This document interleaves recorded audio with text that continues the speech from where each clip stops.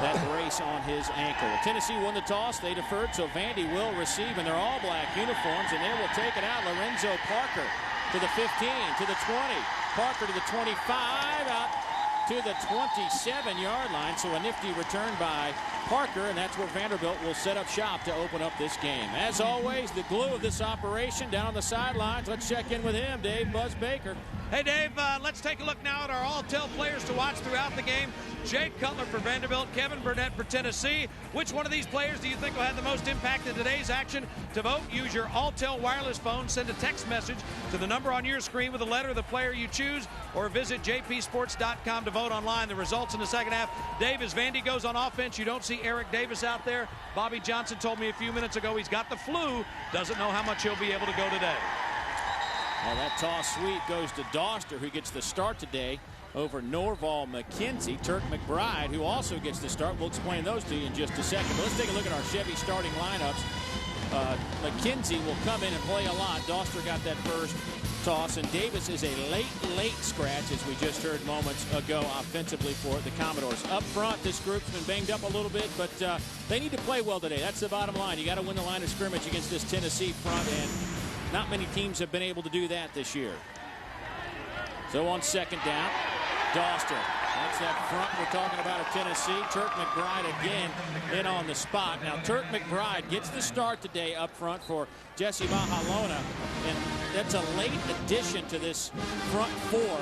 We didn't get a reason why Mahalona was not starting today. He will play quite a bit, and you see the linebackers, Burnett, Mitchell, and Gaither. Burnett having another spectacular season, and in the secondary, Jason Allen has been all world for that group that's had some problems at that strong safety position. We'll get into that as the game unfolds.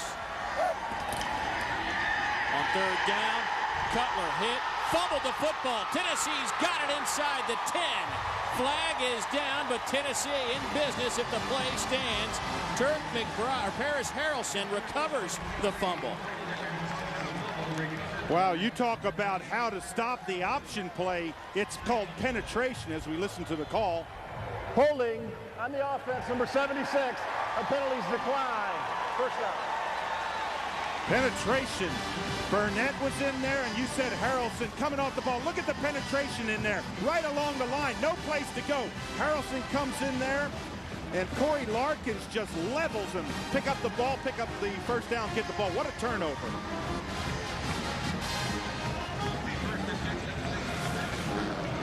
Bobby Johnson said his team needed to get off to a good start today. They've done well in the turnover department. They're second in the league, 24th in the country in the turnover margin, but here we go. That is a devastating blow. First pass is caught down to the 6-yard line. It goes to Tony Brown, making his 22nd catch of the season. That goes for 12. Our Tennessee lineup looks like this, brought to you by Chevy. Cedric Houston will lead the way in the backfield. We'll see a lot of guys in that department. Up front, Michael Munoz. You see some changes in there. Richie Gandy gets the start at center. Aaron Sears moves to guard, and Toina makes the start at right tackle. And Rick Clausen making his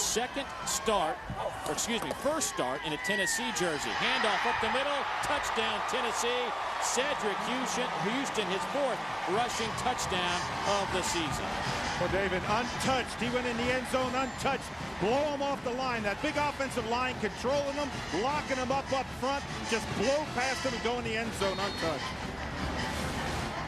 Come off the football. Look at the hole right here. Nobody near him. Doesn't even get touched. He scampers in. Reminiscent of the South Carolina Clemson game that is unfolding. Point after by Wilhoy is up and good. South Carolina fumbled the opening kickoff. 2 plays later, Clemson scored against the Gamecocks. Similar situation here. Ball's up by 7. Houston with his 4th rushing touchdown of the season.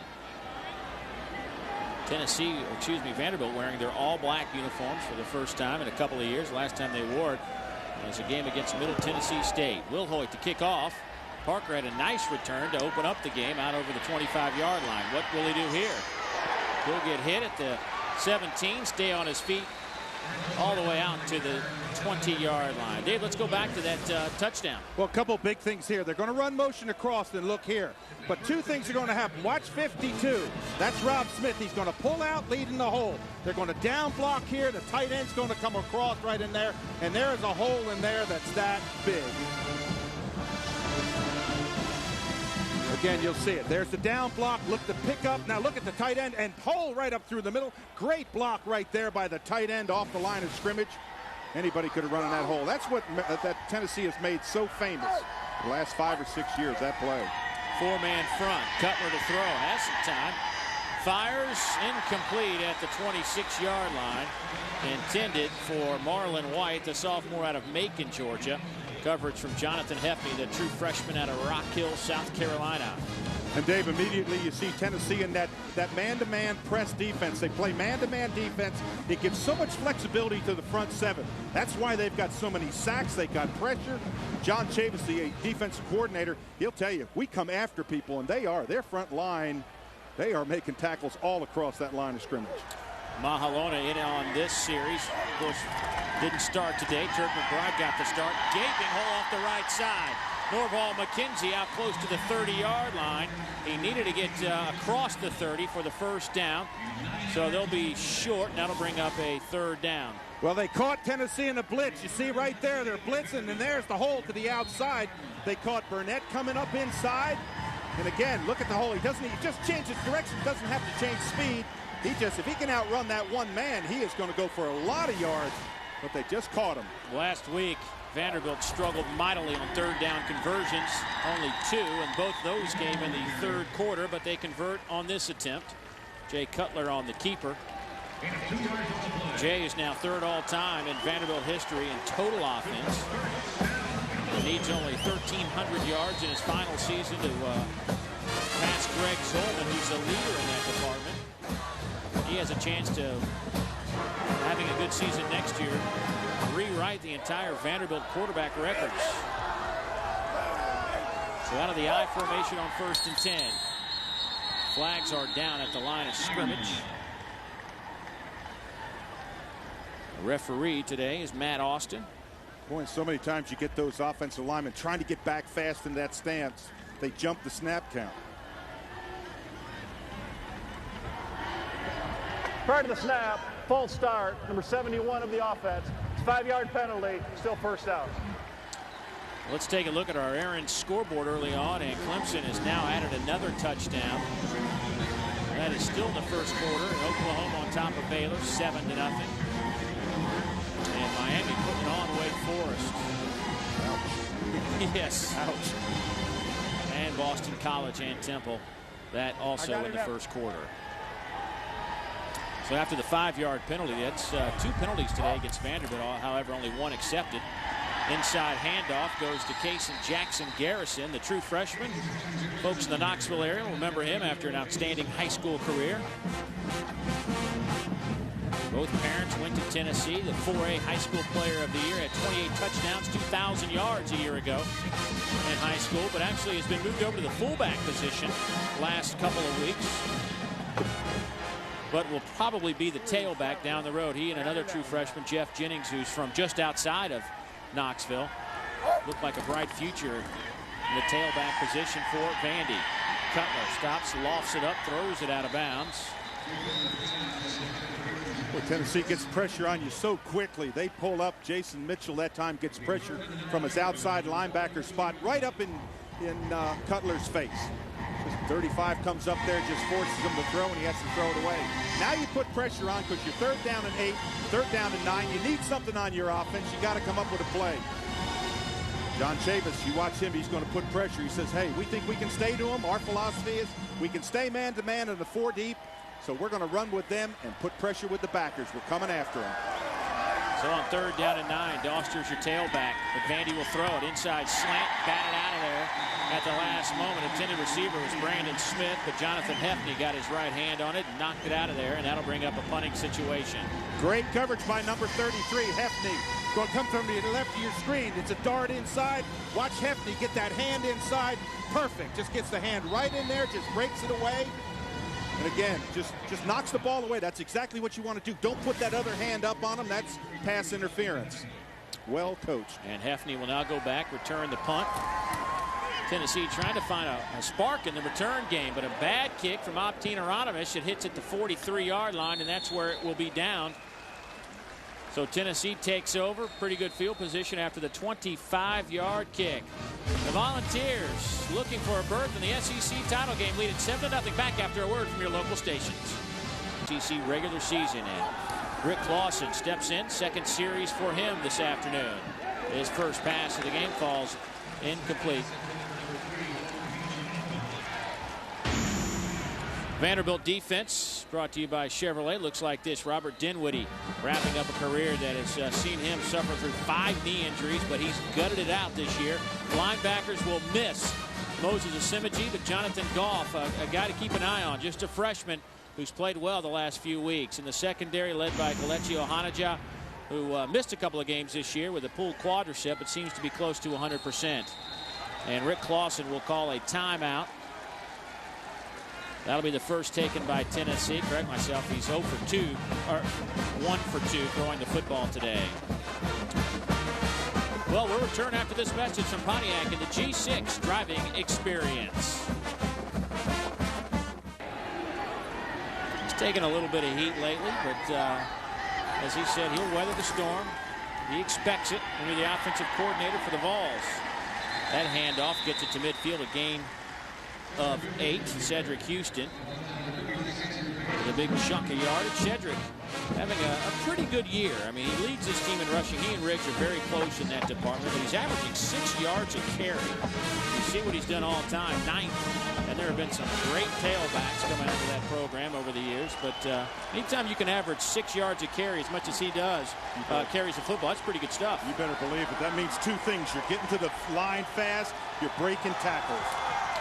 Well, on 3rd down and 3, Clausen will work out of the shotgun. The left-hander fires. Pass is caught.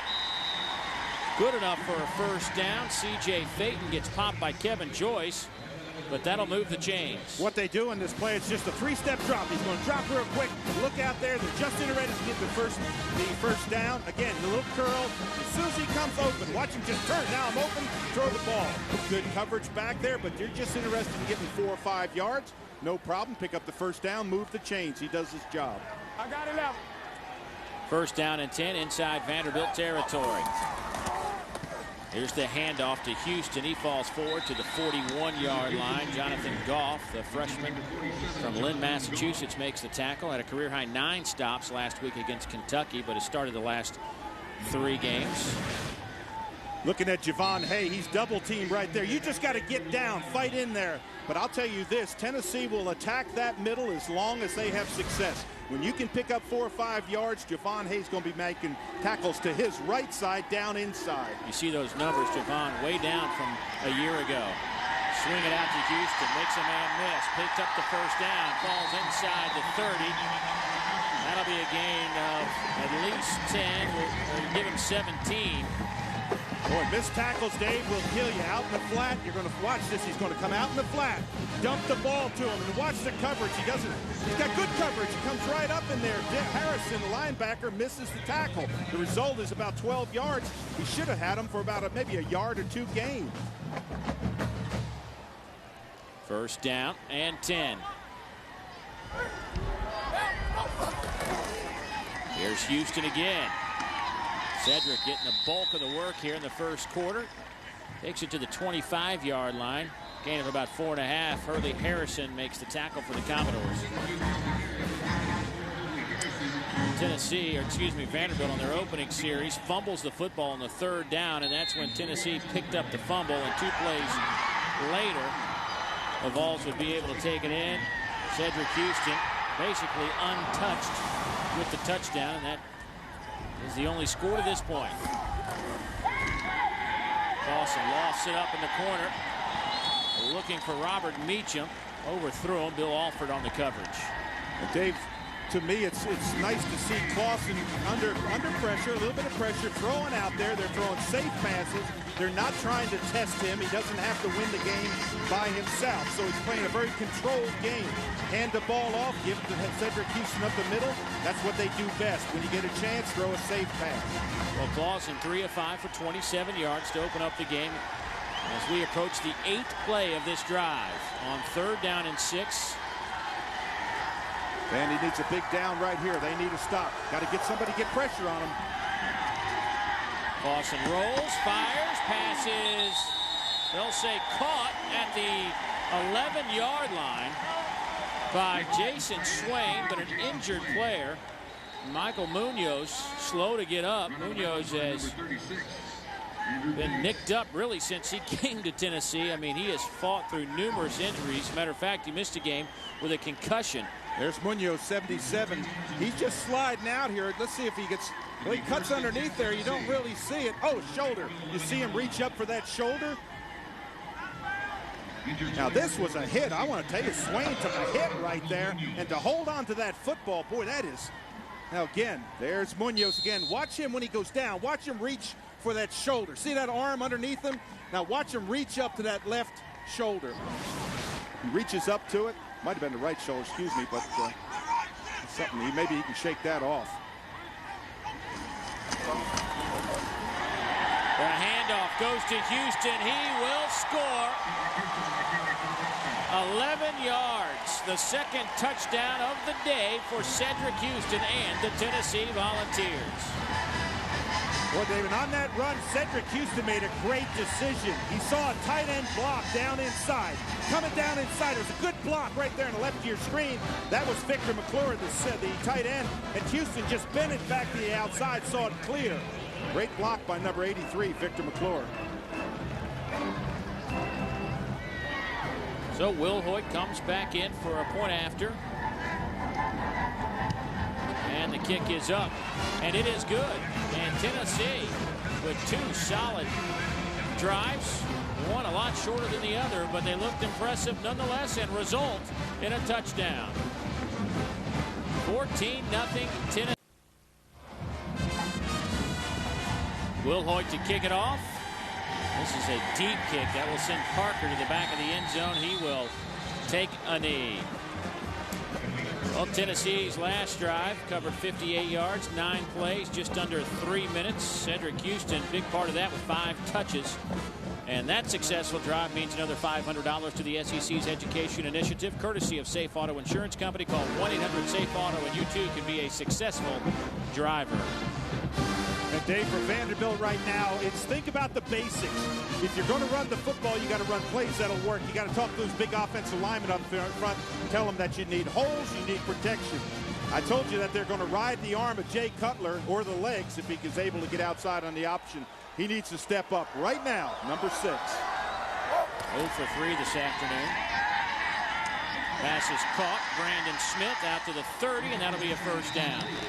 But, Dave, can they stick to the running game down 14, or are they going to have to just start heaving it down the field? No, they don't need to heave it downfield. 14 points is not an insurmountable lead.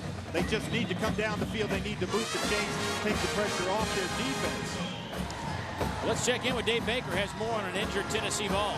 Yeah, good news on Michael Munoz, Dave. There's no subluxation, no separation. The orthopedic doctors looked at the shoulder. It is a contusion, though. It is painful, but they are saying that Michael Munoz will probably return to this one. I don't see any flags. Timeout, Vanderbilt. Their first Timeout taken by the Commodore bench. Bobby Johnson sticks his nose into the referee's ear and says, give me a timeout, and they will get it. Well, of course, we are closing into the regular season, which means the SEC football championship game is just around the corner in 2 weeks. And like last year, we'll be there to bring you a preview of the big game. SEC Championship Saturday, presented by our friends from Chick-fil-A, will air live at noon on Saturday, December 4th from the SEC Fan Fair at the Georgia World Congress Center. Check local listings for the station in your area. Dave Baker, Dave Rowe, myself will be there hosting the show. So if you're in Atlanta, come on by and see us. Just don't bring anything that might hurt us. And there's a lot of fun, interactive game, skills to test your skills, some games. Look at Buzz. See, Buzz needs some help in that department. First of all, I think if he wants to make the play, he's got to get off the golf cart. Yeah, all he's doing is sticking his head above it. And you need to get rid of the microphone, which will be something that'll be difficult to do with Buzz. Buzz, did you? How long did it take you to heal from that experience last year? There's no healing. Listen, if you're entrusted with a young little baby, you can make the play from the golf cart. Yes, you can. Oh, mercy. Out of the I formation, Vanderbilt. First down and 10 from the 31. Cutler under pressure, steps up, hit as he throws. Pass falls incomplete. But once again, Tennessee's pressure comes from somebody in their front four. This time it was Turk McBride along with Carlton Neal. Yeah, watch Cutler now. He's got to step up. Now, you got to know where that line of scrimmage is. He steps up, and just as he's going to throw it, you see McBride and the gang, Neal, come in there and crush him. Got to step up. I was surprised that he didn't run that time. I thought he could have run for 8 or 10 yards. Vandy's average per play, not getting it done. So second down and 10. 3 receivers in the game, 2 to the near side, but he'll hand it off to Doster. Dancing around and runs right into the big chest and arms of Kevin Burnett, the 6'3", 230-pound senior out of Carson, California, who's having another spectacular year. Second in the league in tackles per game at 9.5 per contest. And Dave, one of the things about a linebacker is you got to move around. Watch Burnett, number 2. Slide up here, play off the black. Good extension with that arm. Comes up. When he wraps you up, you go down. Yeah. He doesn't miss many tackles. No. There's Ted Kane in the middle, the offensive coordinator for Vanderbilt. Was down the field earlier this year, but has moved up to the booth area. Pass is caught by Brandon Smith, but he gets hit hard at the 40. They'll spot him at the good spot, close to the 43-yard line. If that's the spot, that'll be a first down. Boy, it's a good read by Cutler. Watch him go back. He's got pressure coming on him, and he sees it, just quick arms it. You get into that open. Brandon Smith found that little seam in the zone. Now live in the guard. That's a good spot. Favorable spot. That was a real good spot. Second catch for Smith today. Boy, I like Cutler's read on that. Quick read, find him, and bang, just zing it to him. Contact made up front. Turk McBride bumped into Trey Holloway, the center. Dead ball, offsides, 90 of the defense. It's a 5-yard penalty, still first down. First penalty against the Volunteers today. McBride, a young man that's had to move inside, came as was playing defensive end earlier this year, but due to some just a lack of depth, they moved him to tackle. He's played great there. He says, you know, he needs a little more size to play that spot, but he doesn't want to get too big because he wouldn't mind going back out and playing defensive end. Yeah, so you can play defensive end at 260, 265. You get to the 280 and you're back inside tackle. McKenzie tripped up. Not much happening on that play. Might have lost a yard. Omar Gaither comes in to make the critical stop. Yeah, Gaither comes off the line, number 44. He's going to stick him. But watch the dancing, the happy feet, right in there. You see there's no place to go. Stand in the hole. Gaither 44 is right there. These running backs for Vandy are not hitting the hole with speed. They're kind of up there kind of dancing, trying to look and see where the seam is. And Tennessee has such great defensive speed, they react and they tackle in the backfield. That play lost a yard, so it's 2nd and 6. Cutler over the middle. Pass Brandon Smith. That's a first down to the 40-yard line. Jason Allen makes the stop. The junior out of Muscle Shoals, who has 93 total stops, brings him down, but not before first down. And Dave, it's the same play. What you do is you come right across the middle. It's a little seam play. You run a tight end deep, trying to drag it off. You try to drag off the coverage and then find Brandon Smith coming on that crossing play. They've hit that 3 times to Brandon Smith. Smith, 3 catches, 36 yards this season, having a pretty good campaign. The senior out of New Orleans. Here's McKenzie. Nowhere to run. Boy, that defensive front, there's nothing there. Well, if you can't hit the hole quick, if you don't hit the hole quick, you're not going to run parallel on a line of scrimmage against Tennessee. They move to the ball well. That's Justin Harrell, number 92. He moves. He gets great arm extension. They just run you left to right. You don't pick up any yards. 8th play of this drive for Bobby Johnson's club. They're in Tennessee territory for the first time this afternoon. 4:11 to go here in the opening quarter. Cutler backpedals, fires, lofts it up, passes, caught at the 28, and a flag is down. He hit Chris Young, the senior out of Batesville, Mississippi, makes the play. We'll wait on the flag. It'll be a gain of 12 if it stays. How in the world did Cutler see Young crossing the field? He's under pressure. He's got a defensive player right in his face. Look at this throw. That is as good a throw as you will see under pressure. Watch this right here. Off his back foot, nothing on the ball. He just floats it up there, hits Chris Young on that crossing pattern. That keeps them drive alive.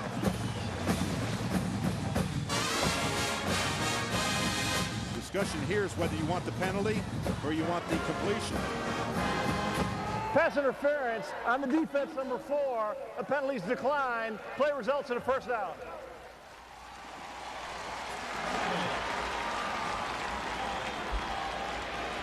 Closed captioning for SEC football provided by Nissan and your Nissan dealers. Well, Jay Cutler now 3 of 7 for 36 yards.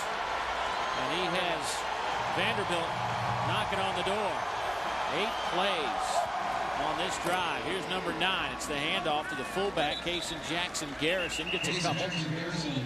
Ferris Harrelson makes the stop. And Dave, when you get down and almost into this 4-down territory, you have got to come away with points. You can't drive down here against a great team like Tennessee and not get points. Got to get at least a field goal.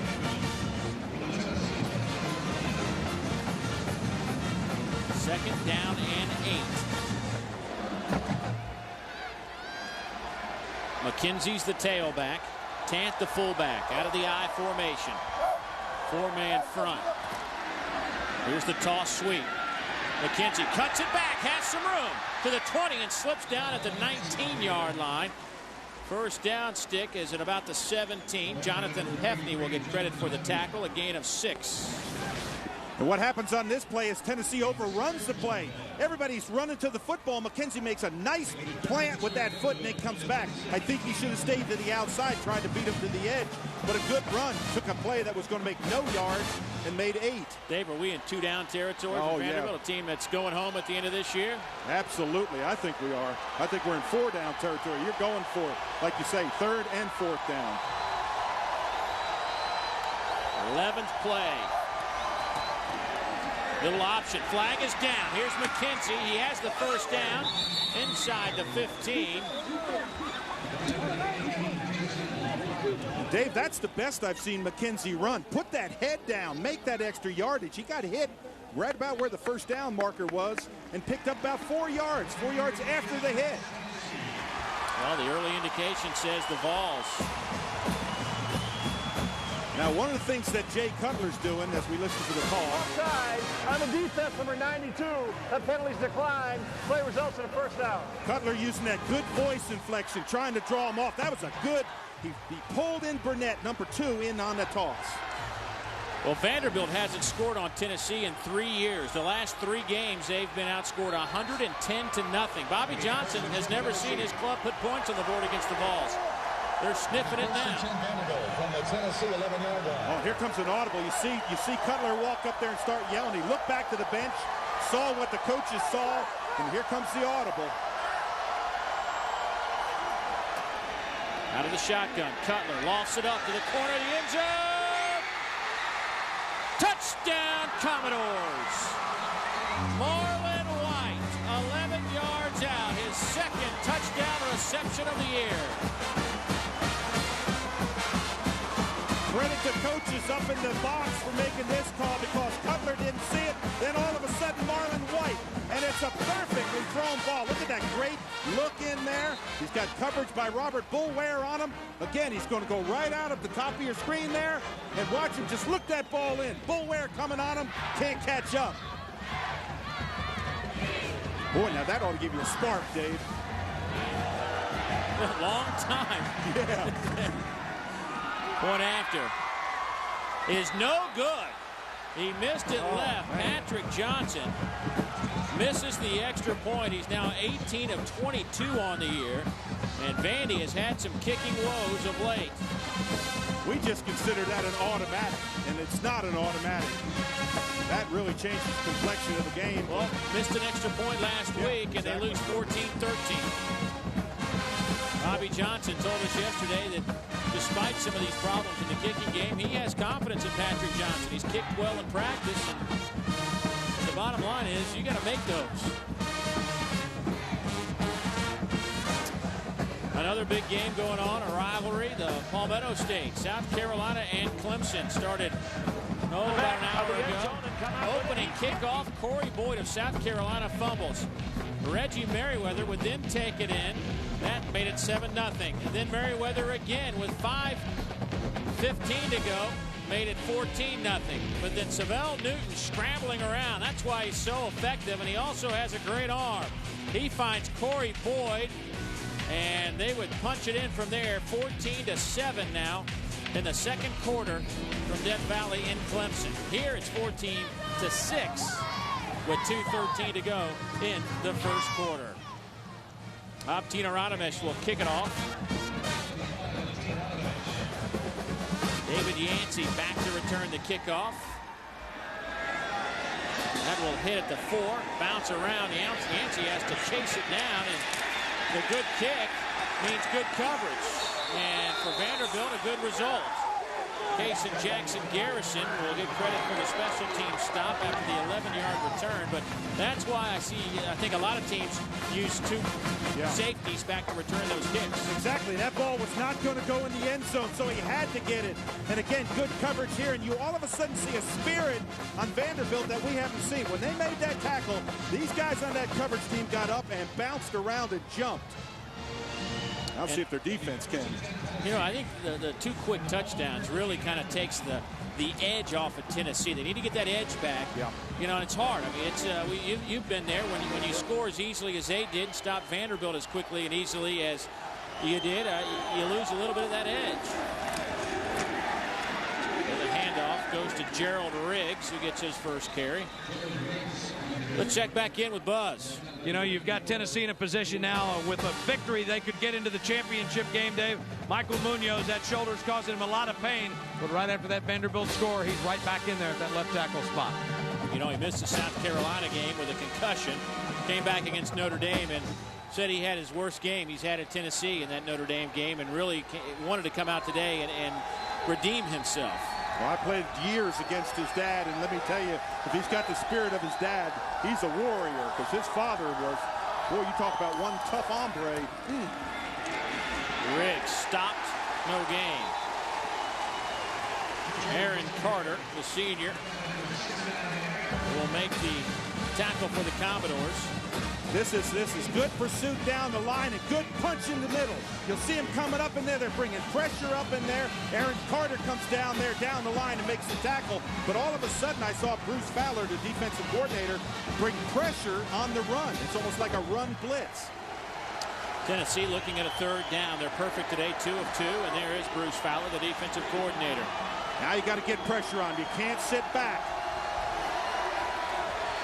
Lawson fires on the run. Pass is caught. Missed tackle. First down. Brett Smith takes it out over the 25-yard line.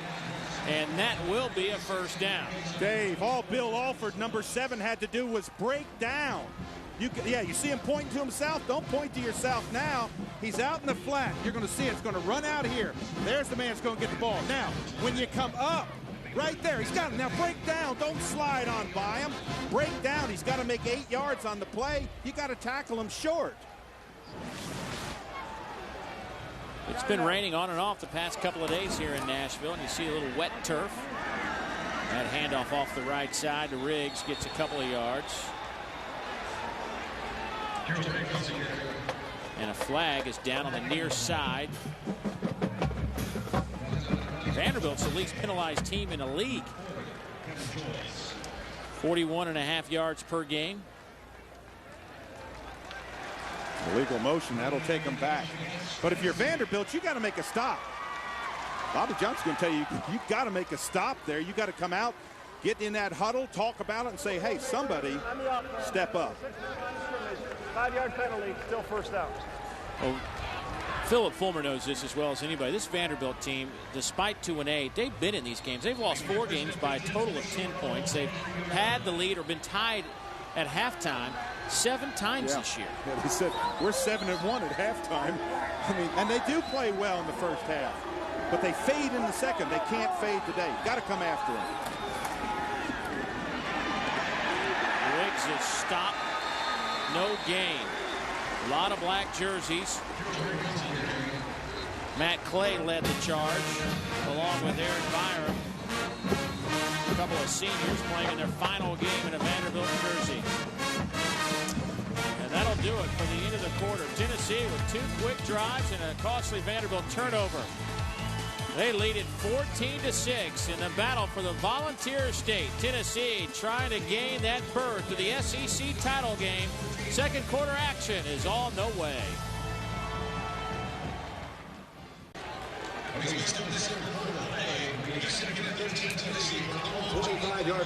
So Clausen continues on at quarterback. The left-hander on second down fires. Pass is caught to the 35-yard line. Robert Meacham.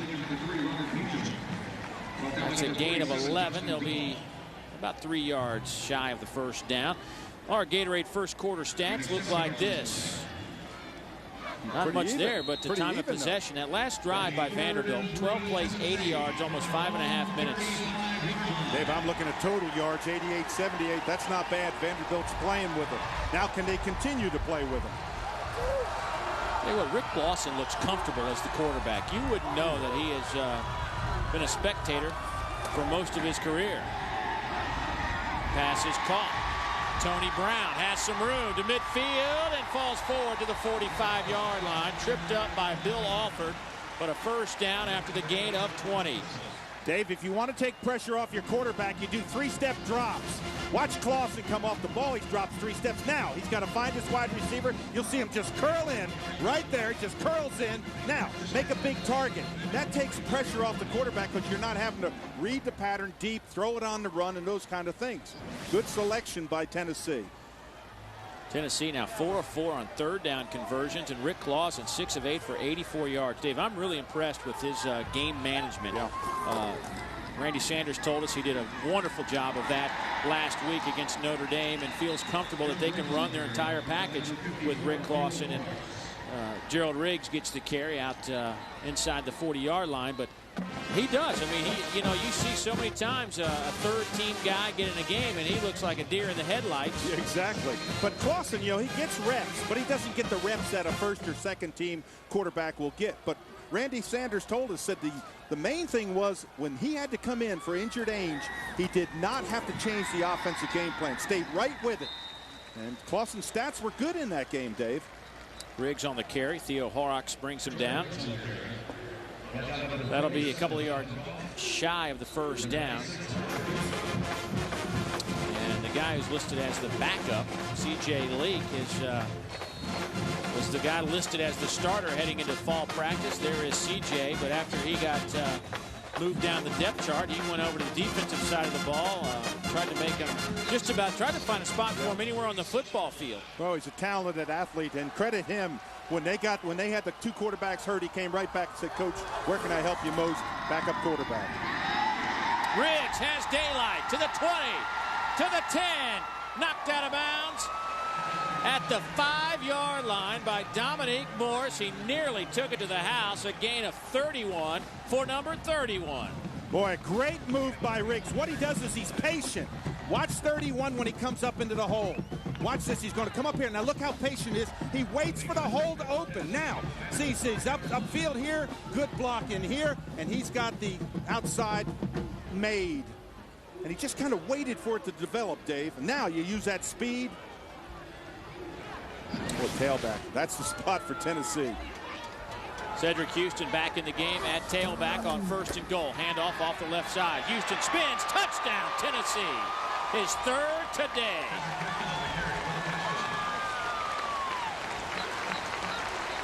Boy, and a great block up front by the offensive line. Gandy, the replacement center, he gets a great block. The right guard, Rob Smith, does. You can see him, he just dances inside there, but the hole at the point of attack, there's the good block right over there. And again, just come back inside. Look at that spin move in. That is so difficult to do when you're running full speed. To twist like that, got to have great balance. Cedric Houston has doubled his touchdown output here in the first half alone. 10 plays, 87 yards, 448. I would say Tennessee got their edge back.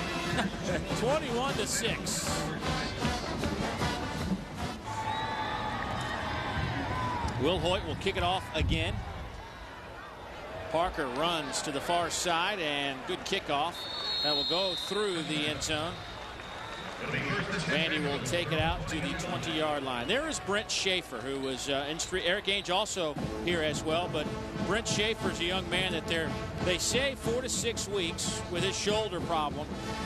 He'll see the doctors again next week. And Dave, I tell you what, I think there's a pretty good chance, just my personal thought, that we'll see him go back to practice for the week of the SEC championship game.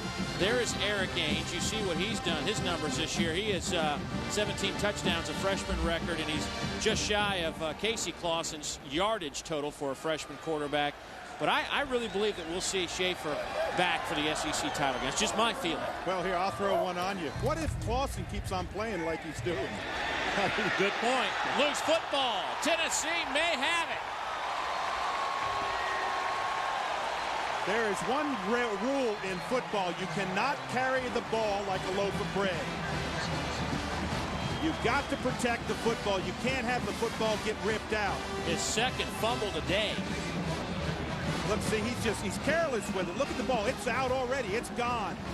And that's, if there's one criticism on Jay Cutler, it's the way he carries the ball. He's fearless back there, but when you're under heavy traffic, that ball just gets knocked out. He doesn't have huge hands. It's just going to get popped out of there. You got to put it away. 2 turnovers today, both by Cutler when he's under pressure. Boy, look at the field position you give Tennessee. Wow.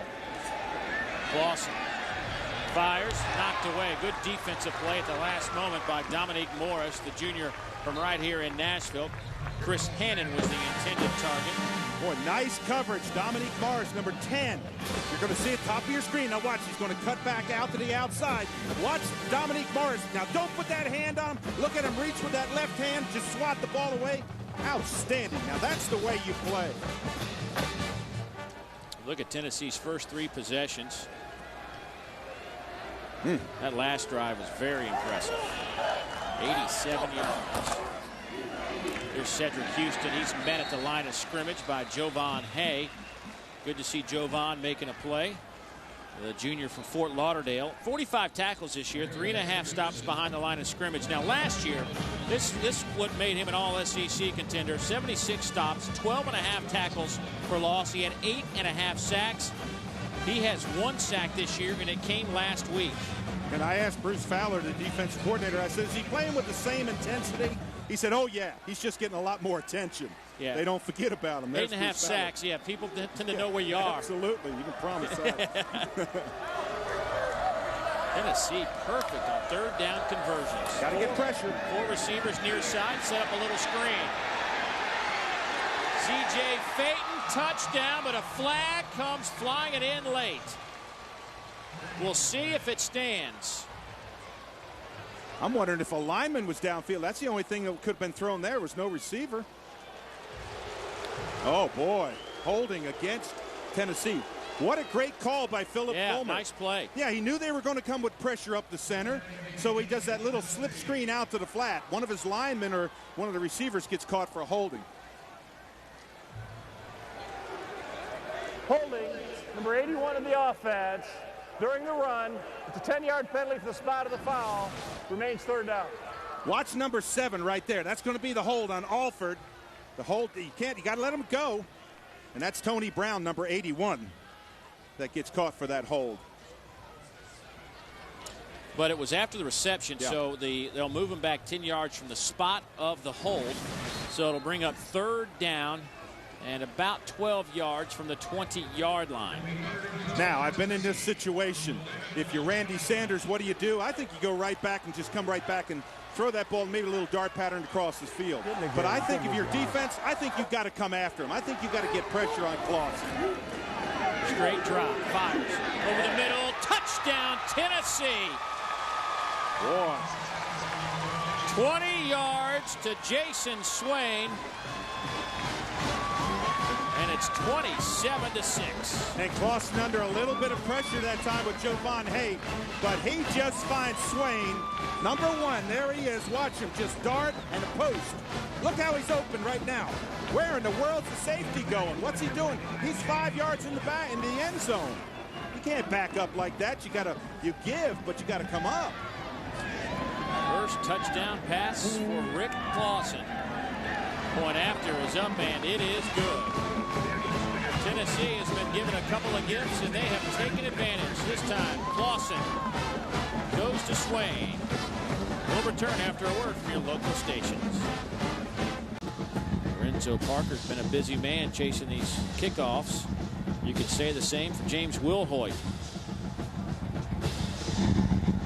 His 5th kickoff today. And Parker will take a knee on the Sea of Commodores, and Vandy will bring it out to the 20-yard line once again. Well, coming up Saturday at 12:30 Eastern, 11:30 Central, an SEC East border battle between the Wildcats and the Volunteers. Kentucky looking for their first win over the Vols since 1984, while Tennessee hopes to close out the regular season with a win before heading to the SEC championship game. Kentucky and Tennessee on Jefferson Pilot Sports, 12:30 Eastern. Now log on to jpsports.com and click on the Regions Bank Road Trip Planner for the quickest routes and all the information you need traveling around the SEC. That'd be the Southeastern Conference, Dave. I hear you. Oh, mercy. Who am I to correct you? Exactly. Never. Jay Cutler, by the way, Dave, has taken his fair share of lumps and bruises and nicks and knacks and gotten up and continues on. But these 2 fumbles have been very costly today. You give Tennessee field position like that, they're going to score. First pass caught. Brandon Smith has some room, being chased. Smith, he will go the distance, 80 yards, no flags.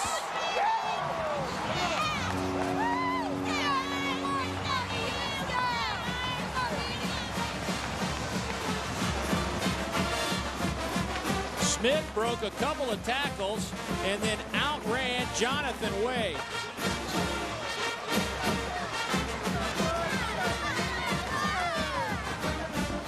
Oh, and this Bobby Johnson got to be excited about that. He needed some kind of a spark. He needed something to happen well, and he just got it. They've run that little dart in several times. He's had good success with it. That time Cutler hit him perfect, right on the run. Not bad coverage. Just he broke one tackle, and he was off. Nobody's going to catch him. Eric Davis, as we told you, their leading receiver out with illness today, a little bit of touch of the flu. Brandon Smith has picked up the slack. As Vandy goes for 2, Cutler fires, and they got it. Marlon White on the receiving end of that 2-point conversion. And Vanderbilt, in less than 20 seconds, has made it a 32-14 or 28-14 game. Well, it's that same dart inside. Now, when he breaks that tackle right there, Brandon Smith is off to the races. Doesn't let anybody catch him. Good speed. Again, watch this inside right there. See, he catches it, breaks that tackle. Now he's gone. That's how you challenge a defense. You come after him. And credit Vanderbilt. You know, I mean, they could have tossed it in when it's 28-6. How about Cutler says, finally, something's going to work. Cutler now with 9 touchdown passes. And Brandon Smith with 4 receptions for 116 yards today. He now matches Eric Davis with 37 receptions on the season. They are tied for the team lead in that department. Brandon playing his final game as well. Jay Cutler's got another year left. Well, we said that this Vanderbilt team rides the arm of Jay Cutler. If he runs or plays well or passes well, they have a chance. That's the only chance they have. Their running game is not productive today, but they're going to ride and win if they have a chance to come back in this game on Jay Cutler. Hieronymus kicks off. David Yancey will return it to the 22-yard line.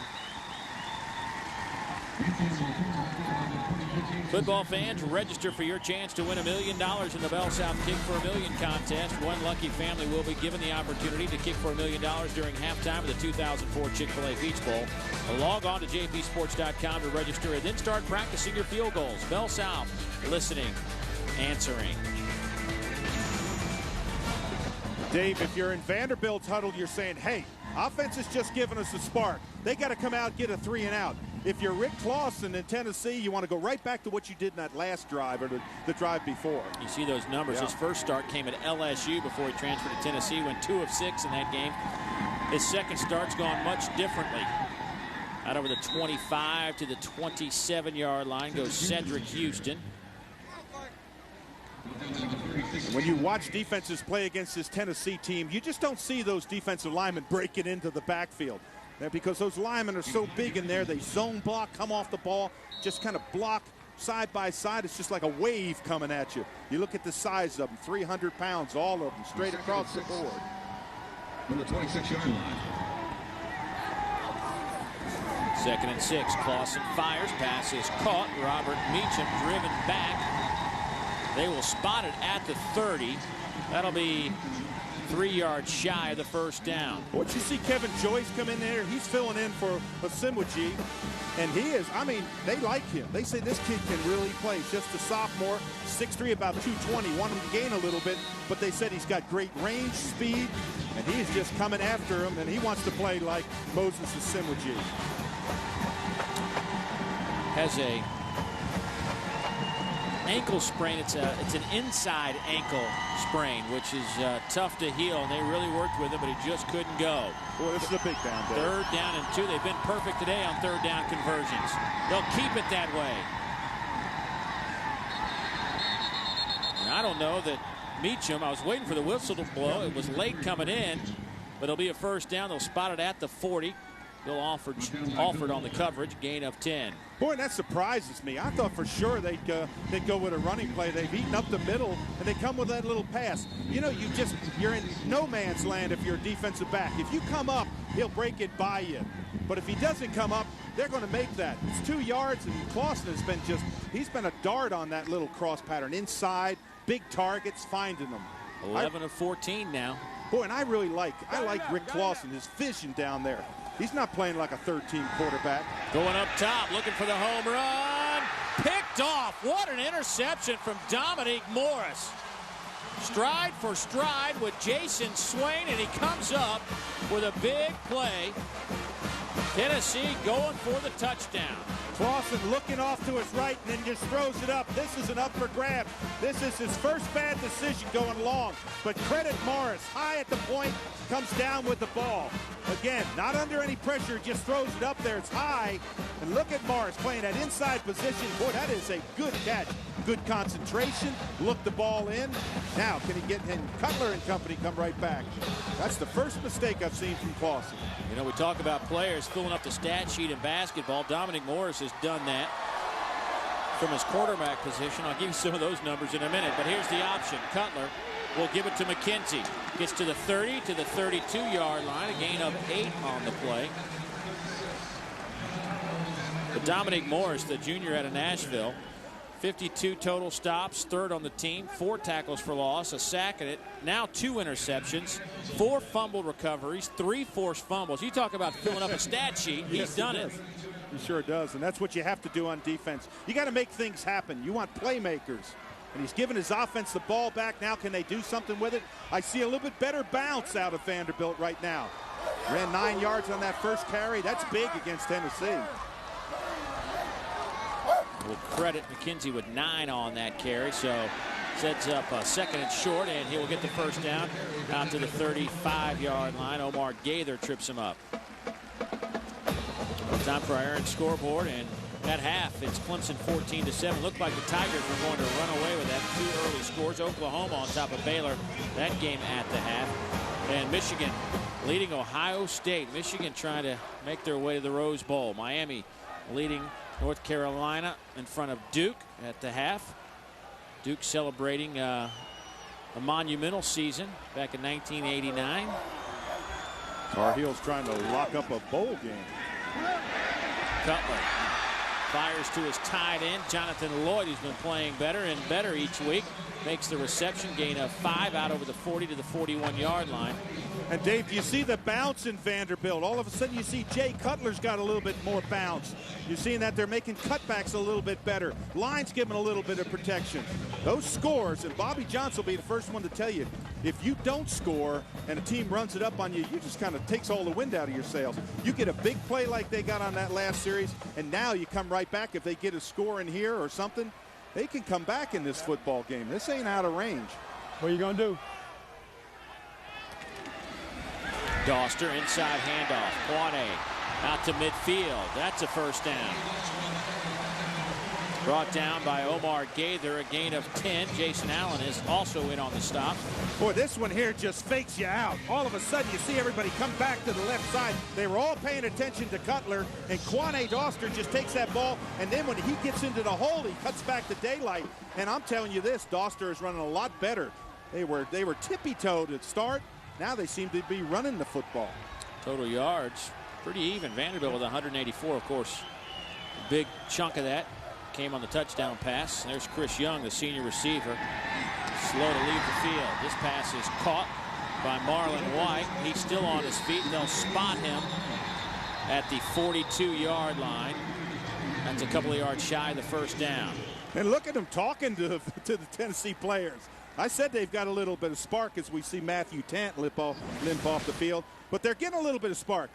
They're holding him up, getting a little bit of time. He's throwing to curl patterns, and that's a good pattern to call in there. Marlon White, big target at about 6'4", protects the football. That's the way you can move it down. Eat it up, mix up plays, run, pass, go back and forth. On second and short, Vanderbilt lines up. Single setback is Jeff Jennings. He'll get the handoff. Jennings inside the 40, and that will be good enough for the first down. Jason Hall led the charge for the Vols. Dave, Tennessee needs to turn up the heat. That front line has not been controlled. The defensive line for Tennessee. John Chavis' defensive line is a great defensive line. Right now, they're not getting off blocks. They're not moving to the ball.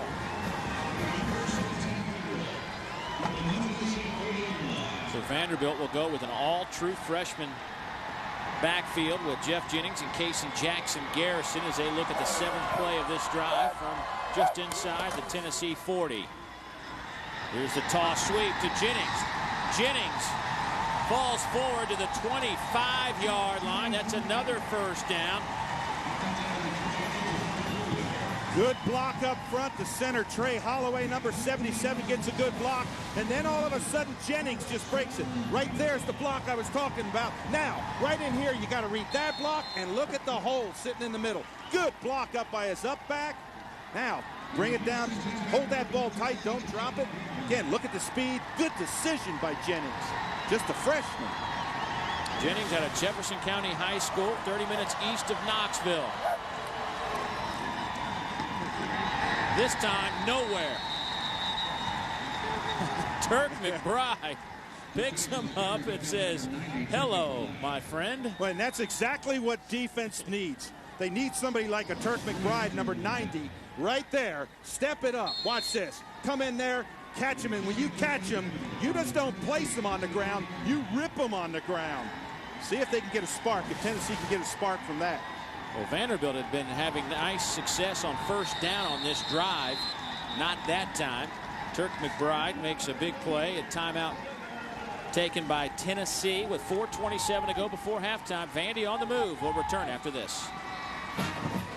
Second down and 13. This is the 9th play of the drive coming up.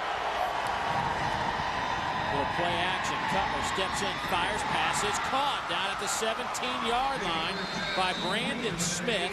He'll be about 1.5 yards shy of the first down. That's his 5th catch today for Brandon Smith. Dave, sometimes Cutler gets killed on this play. Watch him. He's standing up there. He's got pressure on him. He goes down. But Brandon Smith, number 80, watch him again. He's used this little curl punt where he gets separation. And he is, I mean, it's almost like he's playing in a zone. All of a sudden, he has just come up with catch after catch. He's not dropped anything.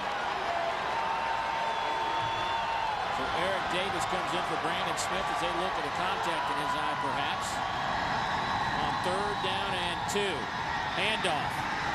First down, Vanderbilt. Jeff Jennings takes it down to the 13-yard line. And Dave, one thing you want out of a freshman, and Jeff Jennings is one, is you want vision so he can see the hole. And what he did that time, he cut back, not a big yardage, but he picked up that first down. Let's check in with Buzz.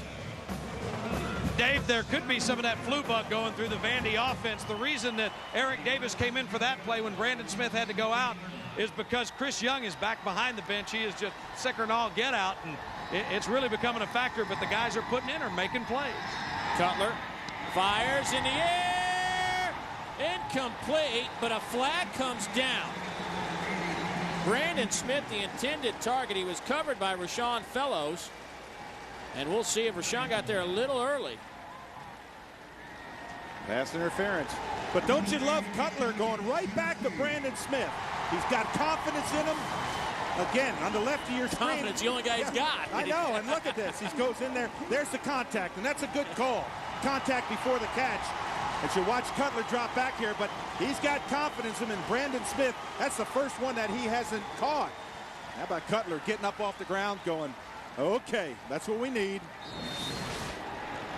So that penalty will take it down to about the 3-yard to the 2-yard line. Pass interference in the end zone. 1st and goal now for Vanderbilt. They're knocking on the door as the clock sits at 3:07.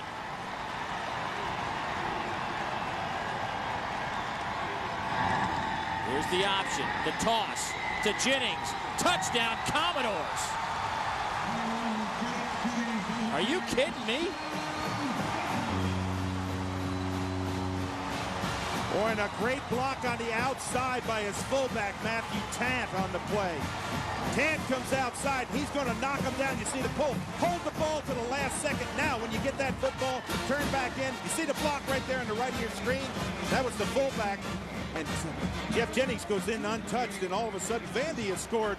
I remember you said they hadn't scored in the last 2 years. Well, they're making up for it.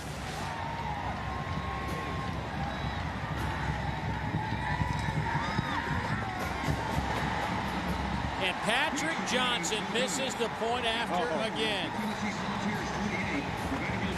I want to tell you something. I think I'd probably go for 2. If I got an extra point kicker that's missing them, golly, that's rough. Well, Vanderbilt making some noise. They now trail by 8. We'll return after this message from the SEC. Tina Ronimesh to kick it off. Jonathan Hefney back deep. Ball bounces at the 4. Here's Hefney out to the 30-yard line, and that's where he has run out of bounds. Well, all season long, you had the chance to register and win a brand new Polaris ATP 500, the exceptional all-terrain pickup with twice the hauling capacity of most ATVs. Johnny Coggins of West Point, Mississippi, is the lucky winner from over 18,000 entries received. Congratulations to Johnny Coggins from Polaris, the way out. Johnny Coggins on his way in to pick him up in a new Polaris. I wonder if he knew that before we announced it. He knew it. Oh. He's probably driving it. Yeah, that's right. Vanderbilt defense stands up, makes the play. Cedric Houston not much on the carry. Kevin Joyce leads the charge. Yeah, Joyce is at number 40. We talked about playing for Asimuji, and he's playing with a lot of emotion.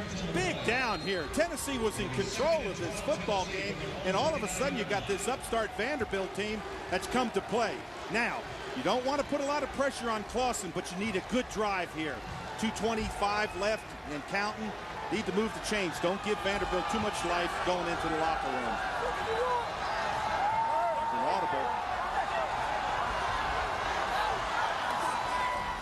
Clausen will throw it. 5-step drop. That falls incomplete of Cedric Houston. And that'll bring up a 3rd down and 12. Randy Sanders looking for that 3rd down conversion play on his sheet. Today, Tennessee 7 of 7 on 3rd downs. And Dave, you remember they've used that little dart play in where he's just come off the line 7 to 9 yards on the angle, showed up. Let's see if they come with that. Let's also see if Vanderbilt sits back. Because if I'm Vanderbilt, I wouldn't sit back. I'd come after him. They'd make him throw it fast. Phaeton goes in motion out of the shotgun. Here's Clausen rolling. Lofts it up. Incomplete. Had nowhere to go with it. Pressure came from Jonathan Goff, the middle linebacker. And now Tennessee will have to punt for the first time today. When Vanderbilt loves Jonathan Goff, number 47. They said he runs through the football fast. He gets there. That time he pressured him into a bad throw. Let's check in with Dave Baker. Dave, you talked about Dustin Colquitt, the fact he's been bothered all week by that pulled groin. He took very few kicks, only just a couple to get loose in practice. It'll be interesting to see what happens here. Yeah, he didn't practice all week. John Henderson is his backup if need be. Looks fine on that kick. High hanging kick that Morris will receive at the 33. And Dominique takes it out over the 40-yard line. It's pretty good field position now for Vanderbilt. A 39-yard punt, a 9-yard return. The Commodores down 8. Have a minute 51 to go before halftime. They have a couple of timeouts left. Tennessee has 1 timeout remaining, but 2 for the Commodores. Now for Jay Cutler, don't make a mistake. You've got momentum on your side. If you're Tennessee, you need something big to happen. See if you can force Cutler into making a mistake. But if I'm Cutler, I'm sure looking at number 80, Brandon Smith. He's been the hoss so far. Marlon White in motion into the slot. The Cutler throws far side. Pass is caught by Chris Young, who Buzz told you moments ago was over on the sidelines and having some health issues due to a possible stomach bug. Put that as nicely as I can. That was pretty poetic. I like that. In other words, he was up chucking behind a bench. That's how us linemen say it. Timeout taken by Vanderbilt.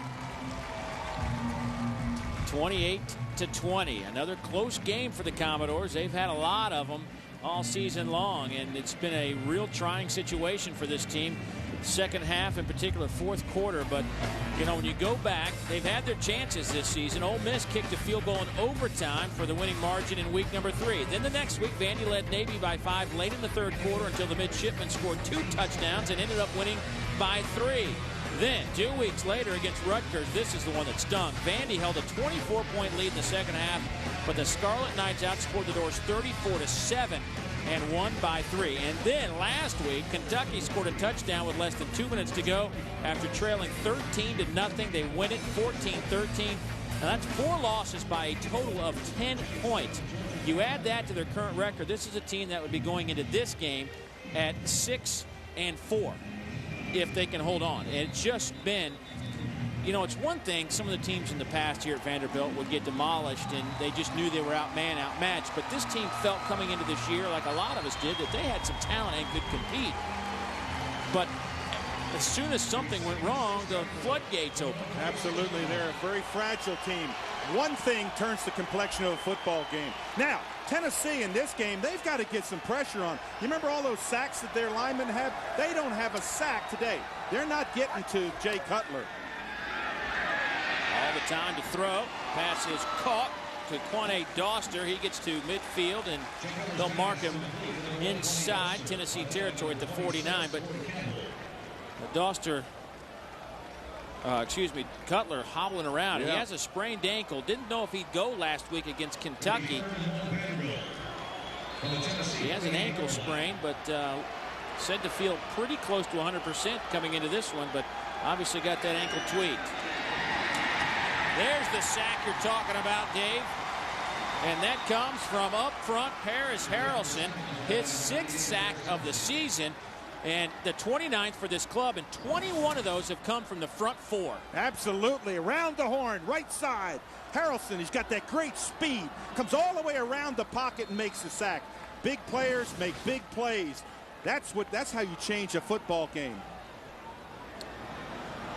We talked to John Chavis about that front 4 with their accumulation of 21 sacks, and he says he's never had an opportunity, never seen his front 4 have that many sacks. But right now, Bobby Johnson and company letting this clock tick down. He didn't want to take a chance, and he realizes on 4th and 6 he's got a banged-up quarterback, doesn't want to do something foolish at this point. Exactly right. You want to go down, you go into the locker room 8 points down, run the clock down. Why give Tennessee any extra time? I was surprised that Tennessee doesn't call timeout on the situation. They had 1 timeout. They could have saved probably close to 30 seconds and gotten the ball back. Well, there's a lot of news around the Southeastern Conference. Of course, a lot of it revolves around the speculation of what will happen in South Carolina and Columbia on Monday. But Auburn, Georgia, Tennessee, South Carolina, LSU, Alabama, they're all, and Florida, all bowl eligible. Arkansas needs to win out to become that 8th team to go to a bowl game. Auburn tied with Oklahoma for number 2 in the AP poll, but still struggling in terms of the BCS standings, but inching ever so close. And let's check in with Buzz. Buzz busy today. Yeah, absolutely, Dave. You know, you heard the big fella talking a few minutes ago about why Tennessee didn't call a timeout. What the Vols have done offensively near the end of the half has been the subject of much discussion the last several weeks. We saw that big hitter they hit against South Carolina, and then, of course, the Eric Ainge injury the following week. And Randy Sanders, we'll talk about it some more during the game, but talked about how he's dealt with that and the fact that Philip Fulmer signed off on the call, but it has not lessened the discussion about it over the last several weeks in Rocky Top. Well, nobody was back to field that punt for Tennessee. They just let it go down inside the 5-yard line. They'll run a play, and we'll go to the locker room. That was a 50-yard kick by Optina Radamesh. But there is Randy Sanders.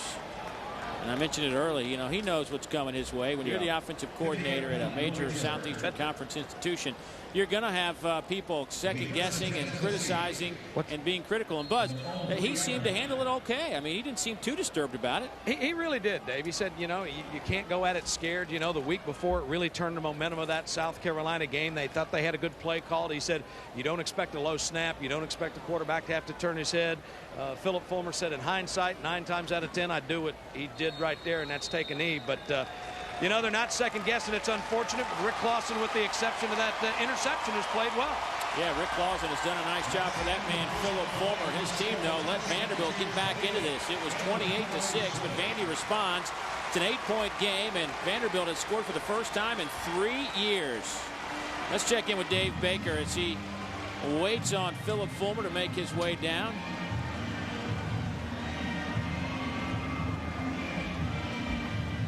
And let's check in with Buzz. Coach, you were able to set the tempo early on, but then they got some things going offensively later.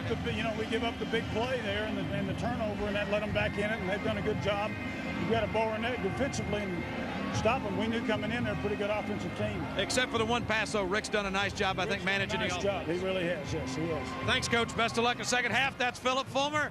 28-20, his Tennessee Volunteers lead the Vanderbilt Commodores. We're coming back to Nashville right after this. She will do the kicking off as he has done. Broke his knuckle earlier this year and had to give up a game where he couldn't catch the snap on punts. And you see his strong leg all the way through the end zone. Well, let's take another look at our Alltel players to watch for today's game. And, well, you see the votes. 77% of you decided that Kevin Burnett so far is having a better game than Jay Cutler. And remember, SEC fans, visit texttoWinMVP.com and see how you can enter for a chance to win $1 million simply by using your Alltel wireless phone. And Dave Burnett plays well. That's the one tackle he had, obviously. But how about Cutler throwing that ball? Great confidence. He's thrown it several times to Brandon Smith. This is that 80-yarder. He's got a lot of confidence. That was some different kind of voting. First play, the second half, goes to Cedric Houston, hit by Kelechi Ohanija. gain of 12. That's the first tackle for Ohanajah this afternoon. Ohanajah, 60 tackles, second on this club. And you see the first half possessions for Tennessee. First 4 times they touched it, they put it in the end zone. Then they threw an interception. They had to punt, and then it was the end of the half. Now they need to come out and establish what they do well. They run the football. They pass those little short passes, but they're a power team. There's some power for you. Cedric Houston out over the 40 to the 42. Andrew Pace, the safety, makes the stop. And Dave, I told you, we talked about it. I said it back in the first quarter. It just seemed like Tennessee lost that little edge that they had when they scored 2 quick touchdowns to start this game. And it looks as though they may have that edge back after a little halftime discussion. Yeah, discussion? Is that what you called it? Yeah. I've been in those locker rooms. It's not discussion. I can promise you Phil Fulmer was upset. Only needed a yard for the first down. We'll see where they spot him, but Houston got stood up by Eric Byram. And we'll see where they mark it. That'll be close to the first down. By the way, Cedric Houston now number 6 all-time on UT's rushing list. Almost 2,400 yards, 2,371 to be exact.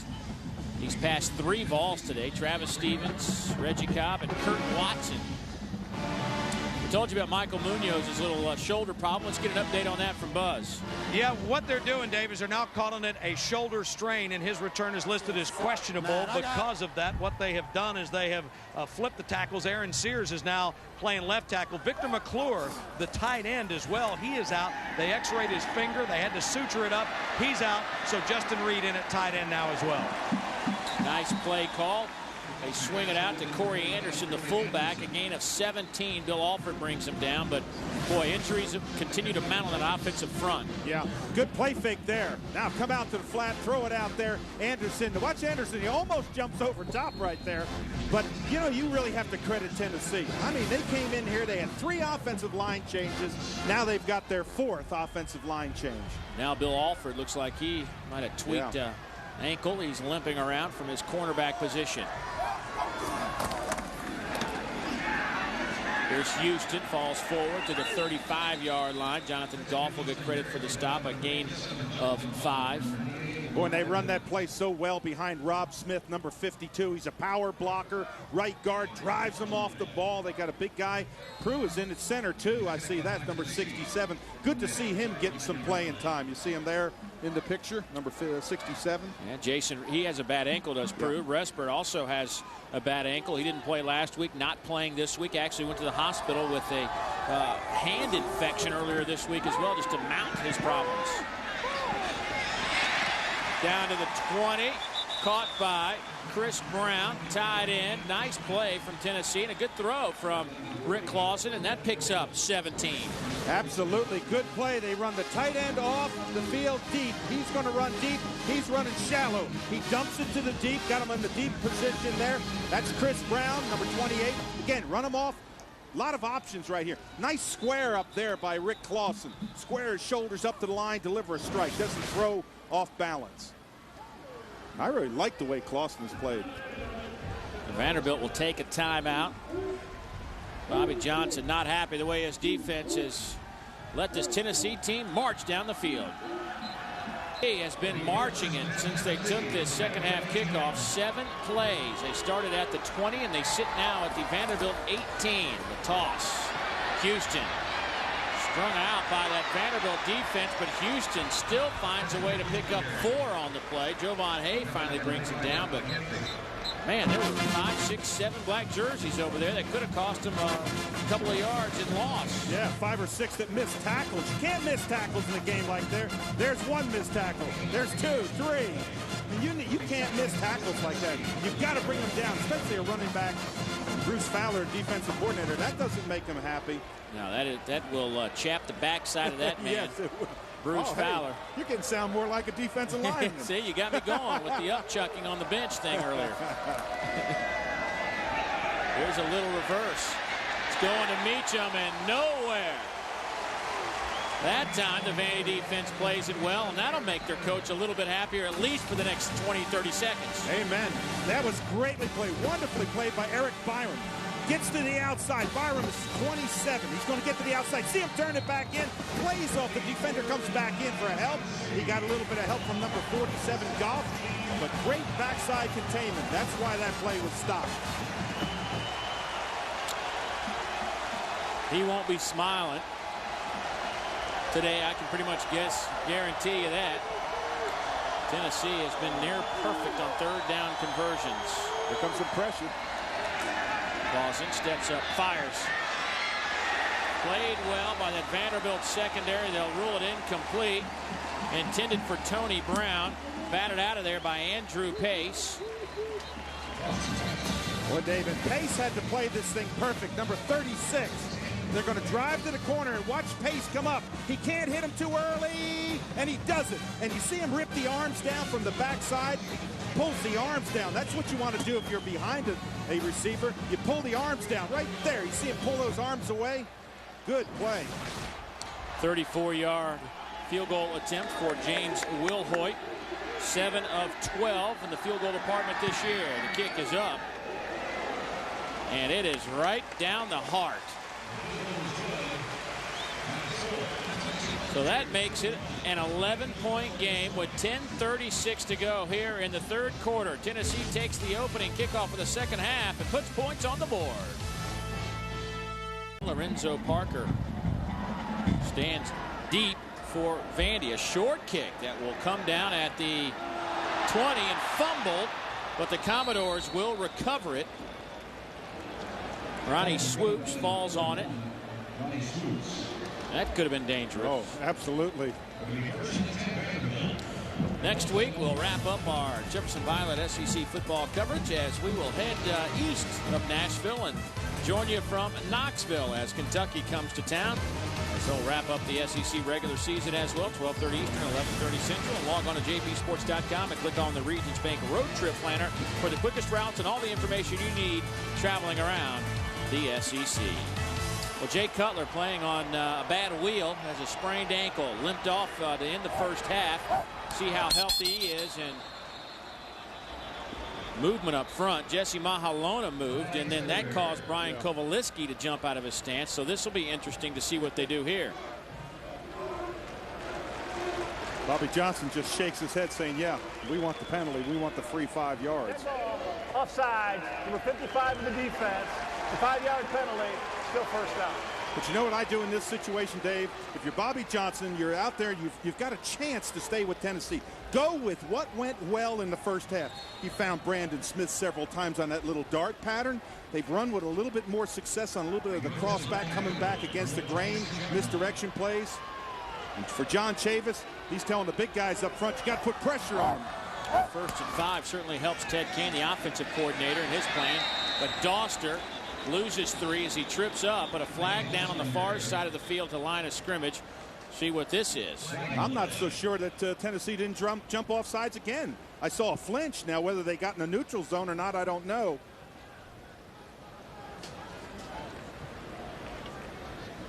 Nope, illegal motion.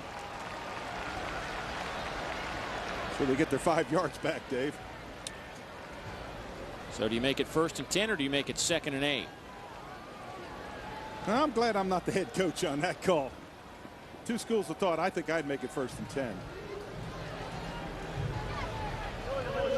On the offense, penalties decline. Yeah. 2nd down. I should have said 2nd down and 10 because he lost yardage on the play, which got it back to the 10 yards. But now. Well, they say they lost 5 on that. I thought he lost 3 on the. Doster lost 3 on that play. But they'll say he lost 5 and move it back to the 21-yard line. Now, here we go. Out of the I formation, Doster in at tailback. Cutler will hand it off to Quane. Quane to the outside, and he picks up the 1st down. Hey, now that's the Quane Doster that we remember from a couple years ago, jumping to get outside. His biggest run of the afternoon. Picks up 12. Good, goes through the hole well now, gets to the outside, makes somebody miss. That's what you want from a running back. Make that first person miss. Doster has excellent speed. He's had some fumble issues, had some confident issues. And coming off a pretty good game last week when he ran for 84 yards against Kentucky on 12 carries. The 2002 SEC Freshman of the Year.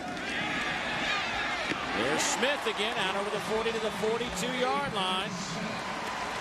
Rashawn Fellows makes the tackle. That's 6 catches now for Brandon Smith, the senior out of New Orleans. Remember, Eric Davis, bothered by the flu, he led the team in reception, so Smith stepping up. Boy, and this is a dart from Cutler, and what a great catch thrown behind him. Watch again as Smith comes inside and then catches it back against his body. That's when you got that quarterback. That quarterback can have confidence when you make those catches and make your quarterback look good. So 2nd down and short, 2nd and 2 this time for Vandy. We'll run the option. Cutler keeps it. It is nailed. Oh, I can't believe what he did, though. He taunted him after it. You don't do that. Oh, no. Yeah, you don't want to stand over the guy and after the big hit. Just back off. Celebrate with your team. Oh, man. It's the old bring attention to yourself. Oh, Dave, that is... Cutler kicked him as well. So, you know, there was a response there as well. So I'm anxious to see how we'll... Wow. Cutler did kick him. Well, Gaither just levels him. Watch this. 44. Bang. Hits him. But then he stands over top of him. Look at him. You see him talking at him? Now, you're right. On that tail end of that play, watch Cutler put the feet up on him. Right in there. He puts the feet up on him. There's no need for that. Absolutely not. There is absolutely no need for that. You're right. I mean, that was a marvelous tackle. And it's negated by a... Turn around and celebrate with your teammates. You're exactly right. There's too much of that going on. You don't need that. Saw where it got you last night in the NBA. Well, John Chavis, I promise you, he'll bring Omar Gaither, number 44, over the sideline and talk to him. But I will say this, that was a whale of a hit. Oh, it was a stick. Cutler going deep, looking for it all, and Smith can't catch up with it. That ball hung up in the air forever. Jonathan Hefney on the coverage. Smith, he's getting a workout today. Boy, he is. He's gone to him a lot. That time he just had him on a post pattern and threw it up saying, hey, we'll just let you see if you can get it. But, boy, I just can't get over Gaither. What a marvelous tackle, and then to mess it up.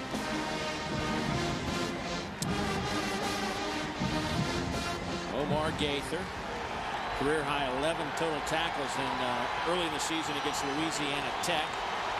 Linebacking core that has been depleted with injuries. Flags come down.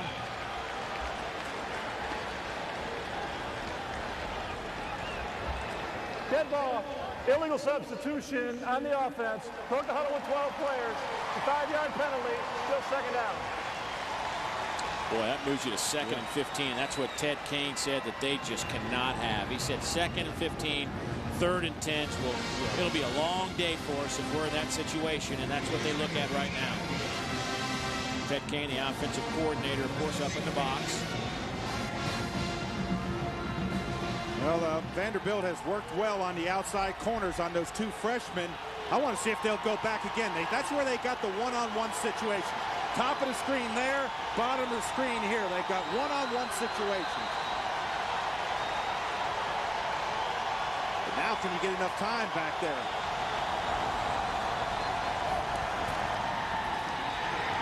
Here's the option. McKenzie makes one man miss. Not much happening there. He gets it back to the 47-yard line. Give him 3 on the carry. Jason Mitchell played it well. And that will bring up a 3rd down and about 12. Well, this answers Cutler's ankle. He flips the ball out there. But credit Tennessee. They play that ball so well.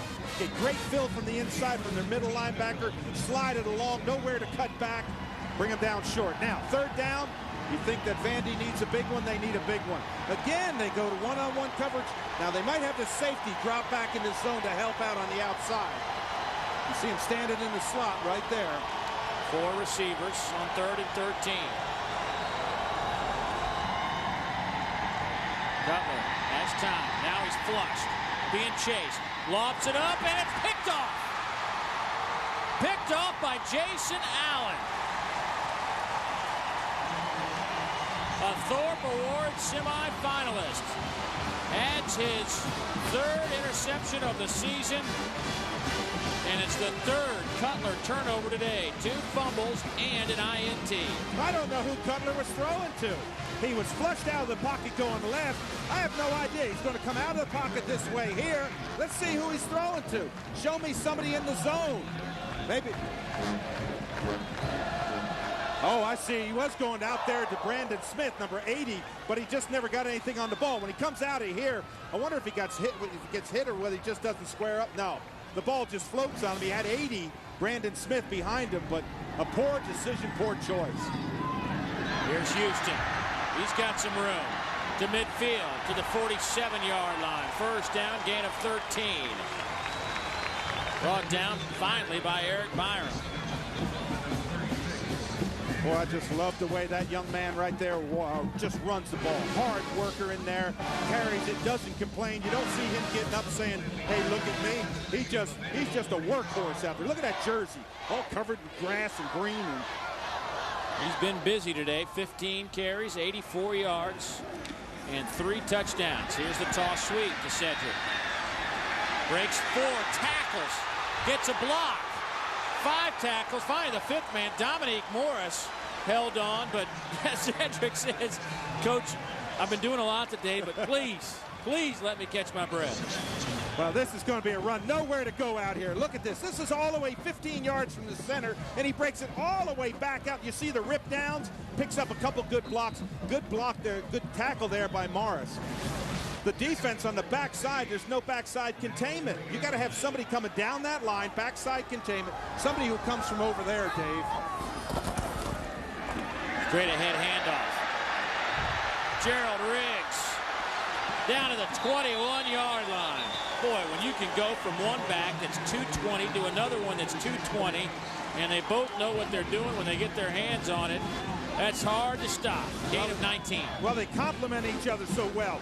Big credit that big line. Give him a hole. Good block downfield. Then he just runs out of another tackle. Stiff arms there, and he's fresh. Remember, you just talked about Cedric Houston taking that deep breath. Gerald Riggs says, hey, put me in a little bit, Coach. I'll run. And he does. They complement each other so well. Out of the eye. Clausen looking to the bench. Looking for the Randy Sanders, the offensive coordinator, for his change. You better hurry. Play clock to 3. Drops the snap. Loose football. Clausen, reaches with his fingernails and pulls it back in. Dave, when he missed the tailback, there was nobody back there to get that ball. If he doesn't come up with this football, the tailback's going to go by him. See, he's gone. Now, look right there. Oh, man, if that thing makes a bounce the other way. Loss of 6. All right, if you're Vandy, you got to stop him. 3rd down to 15, you got to come with some pressure. If you're Tennessee, it's only 2nd down 15, I should say, but you got to stop. You got to come with some pressure. If you're Clausen, find one of your wideouts, pick up about 8 yards. Oh, doesn't need to. Inside handoff. Gerald Riggs down to the 10. That's close to a first down. I think he got it. What a call. That faked me out. I'm thinking pass all the way when you're looking at 2nd and about 16. They run this direction. They run over here and come back against the grain. Look at this. Now look, right there's a good block. There's nothing in there. That's where he's going to run. Look at this hole. Now cut back, pick up a couple more blocks. Man, Vandy missing tackles. Again, look at that hole. How about Houston? 90 yards on the ground, Riggs 80 yards. Trying to add to that total. Powers his way down to the 5. They can pick up a first down. However, it'd have to be at about the 3-inch line. Well, Gerald Riggs saying, sit down over there, Houston, and rest. It's my time. Because, yeah, you see there's the first down marker right in there. So they can, as you say, they can make a first down, Dave. Well, this running game is something they didn't see against Notre Dame a couple of weeks ago. You see what they averaged for the first 7 games and what they produced against Notre Dame. But today, Riggs and Houston have been churning it out. 7th play of this drive. They've all been on the ground. It's an interesting call. He looks back to the offensive coordinator, gets the call. Now he's got to make it. There's Randy Sanders. To the end zone, incomplete. Hannon was the intended target. Looked like he looked inside. The pass went outside. Yeah, I thought Hannon was turning back inside. Yeah, he is. See him, he's looking inside. Falls back to his backside. He gets a hand on it, but he's supposed to bend to branch to the outside. But I'm surprised they threw the ball. They've been chunking up yardage here. 3rd down and 5 now. 7 of 9 on 3rd downs this afternoon. They can pick up that 1st down. However, it'll be very close to the goal line. Clausen fires. Touchdown, Tennessee. Jason Swain, his 2nd of the afternoon.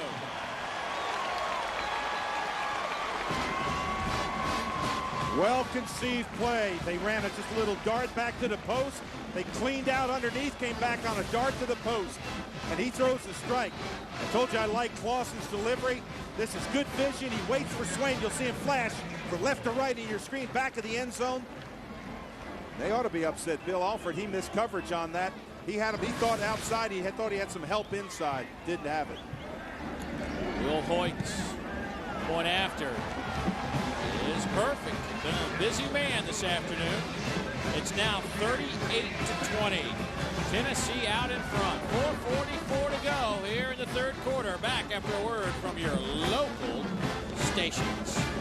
Entertainer of the Year in country music didn't have a chance to say thanks. So next week, Kenny, if you're listening, come on up. Thank whoever you need. Lorenzo Parker wants to thank a few blockers, getting them out to the 30-yard line. Well, another impressive drive for Tennessee. They've had a bunch of them today, but the last one goes 59 yards, 8 plays, ate up 3 minutes and 18 seconds, and that successful drive means another $500 to the SEC's education initiative, courtesy of Safe Auto Insurance Company. Call 1-800-SAFE-AUTO. You too can be a successful driver. Well, Dave, there's a lot of time left, 4:30 and 4:37 in the 3rd quarter. You can't go 3 and out in this situation. You go 3 and out, you just put too much pressure on your defense. Got to move the chains, got to get something going. Again, look to what you did best. You found Brandon Smith a bunch in that 1st half. Cutler hit as he throws, pass is caught, and White gets tagged at the 40. That'll be close to a 1st down. Gain of 10. Now, you know, Vanderbilt's turned it over 3 times, Dave, and Tennessee's taken advantage. 21 points off those turnovers. Yeah, Justin Harrell levels Cutler, but what a nice look there by Marion White, number 82. Cutler got leveled right there. He got pushed down. He's saying, hey, wait a minute. But it was a beautifully thrown ball, well-thrown ball. And White looked it in. I think that young man is just he's a tired warrior. Well, you know, his coach says that, you know, he can't get a straight answer from him in terms of injuries. He keeps everything inside. It's hard to tell when he's so hurt that he can't play because he'll stay out there. Gets hit again. It's just tied in. It comes back across the middle. Lloyd still powering his way and picks up 5, and Cutler slow back to his feet. Kevin Burnett finally makes the tackle, but, you know, and Dave, you know, you talk to Bobby Johnson, and he says, you know, he has to grab him leaving the field sometimes and say, and look him in the eye, nose to nose, and say, I need to know, are you okay? Yeah, that's the sign of a warrior when you don't care about you know, being hurt. You just go back out there and want to play. I like him. I like his tenacity. I just wish he had more of a running game. McKenzie showing you a little bit of that running game, Dave. That's to the 45 of Tennessee, gain of 10. Let's check in with Dave Baker. Buzz. You know, Dave, you talk about that pounding that Jay Cutler's taken. It's been since the 2nd week of the season that Vanderbilt's had an off week, and Tennessee just coming off the opposite sort of similar situation, rather. They went 9 straight weeks without an off week, and Philip Fulmer said that if they had to go last week, that they would have had 15 guys who would have been out or would have been limited. And it is just a long, arduous process anyway throughout the season. But to go as long as the Commodores have without an off week, you can understand why it's tough for Bobby Johnson to get that straight answer. Yeah, they had the week off. Week number 2. Cutler all day to throw. Over the head of Doster. Doster broke back at the 20-yard line, and had that ball been a little bit lower, he makes a big gain. Boy, that's misdirection play. What you do is you fake it to Doster coming out of the backfield. He fakes it to him right in here and then lets Doster go on back around to the outside. Now he throws it back, and when he does, he delivers a high. You're right. if that ball had been right on, that would have been a big, huge gainer. But nice little play fake, come back to him. They list Doster at 5'11". He's probably closer to 5'9", which is perfect height if you're asking me. Oh, yeah. Yeah. Over the middle, there's a guy that's been open all day, Brandon Smith, wrapped up at the 35-yard line by Jason Hall, a gain of 7. Boy, and I'm telling you, Cutler is throwing off his back leg, all arm, backing out of there, but he keeps on finding Brandon Smith. That's why I say you keep on going to him. Well, it's a gain of 10, and that's the 7th catch for Brandon Smith. So first down for Vanderbilt. They just won't go away. No, they're not. His line's giving a little bit of time. And Cutler, we know he's a good quarterback. When he's well, he is really good. He's putting a good drive together. I told you they couldn't go 3 and out. They haven't.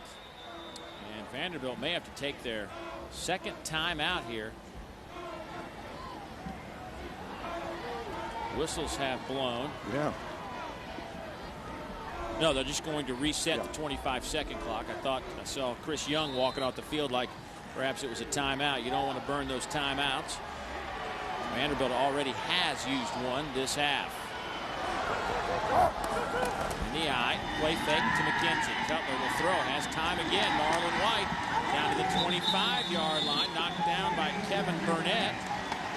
And that's close to a first down. Flag came in late, however. And Dave, good play selection on that play. What he did is he ran a little drag across the field, see him slide. Now he's going to come off and come back across field and run underneath. And Cutler sees that big target.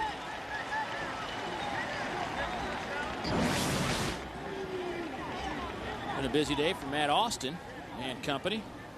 Buzz, what happened?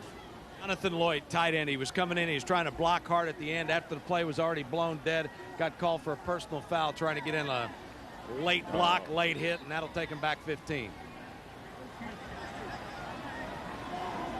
And boy, doesn't that hurt when you've got the ball at the 25-yard line. Now, what they may be doing, I think Buzz said it was a dead ball penalty. If it's a dead ball penalty, it happened after the play. Did the play make a first down? Then they would march him back. Well, that's what they're going to do. Yeah. They're going to measure to see if it was a first down. And then after that, they will move him back 15. But just when this is indicative of what the Commodores have had to go through. Just when you think something's going well, it's the proverbial shoot themselves in the foot. The play results in a first down. After the play, dead ball, personal foul, number 89 of the offense. That's a 15-yard penalty from the end of the run, first down. Well, the announcers for this game are selected and compensated by Jefferson Pilot Sports. This broadcast is a copyright presentation. Any use of this broadcast without the express permission of the Southeastern Conference and Jefferson Pilot Sports is prohibited. Dave Neal, Dave Rowe, Dave Baker. Gary Clem, our director. Rob Reichley, our producer. And the rest of our exceptional Jefferson Pilot Sports crew. Glad you could join us from Nashville, Tennessee, where we've had I would say, a very entertaining game today. Tennessee leading it by 18. It was 28-20 at halftime. They've scored 10 quick points out of the locker room, have the Vols, but Vandy just keeps plugging away and plugging away.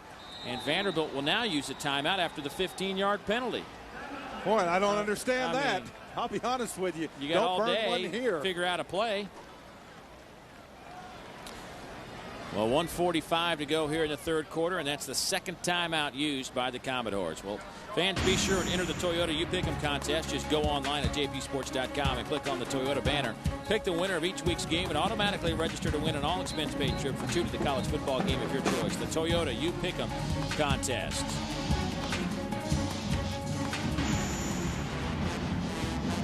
There's Tennessee. John Chavis in the middle of that huddle. He has done a marvelous job. And, you just think about all the injuries and the situation that he was faced with this year. Oh, yeah. Coming into this season, so many question marks. He has had to do some patchwork with that group, and they have really done a nice job. I've just been impressed with what Coach Chavis has been able to accomplish with this group. Missing some key players and losing some to the NFL, and I just admire the work he's done with this group. Well, I'll tell you, one mark of a great coach is when it's year after year after year. Remember Tennessee a few years ago, they had John Henderson, who was the big guy out there, and he just carried the defense. He just keeps on replacing people, and he never loses that level of play that they play at. So goes after somebody, he tells me, he says, listen, you're going to play, you're going to be a star, and they believe him. That's how you recruit. Jason Allen's turned into a pretty good one. Jesse Mahalona certainly has some name recognition now, and Kevin Burnett, we've known about him now for quite some time. Just to name a few of the big players. That defense gets hit for a sizable gain down to the 25. So that's a gain of 15 and a first down. So maybe the timeout was a good one for Vandy to reset their offense. Well, the confidence just keeps on building between Jay Cutler and Brandon Smith. That time on a little post pattern back inside. He threw it right in the seam. Picks up a first down. They keep moving the chains. Exactly what they needed to do in this situation, Dave.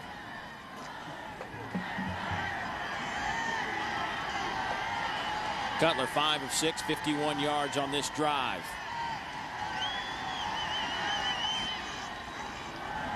Here's a little reverse to Brandon Smith. Cutler out there blocking.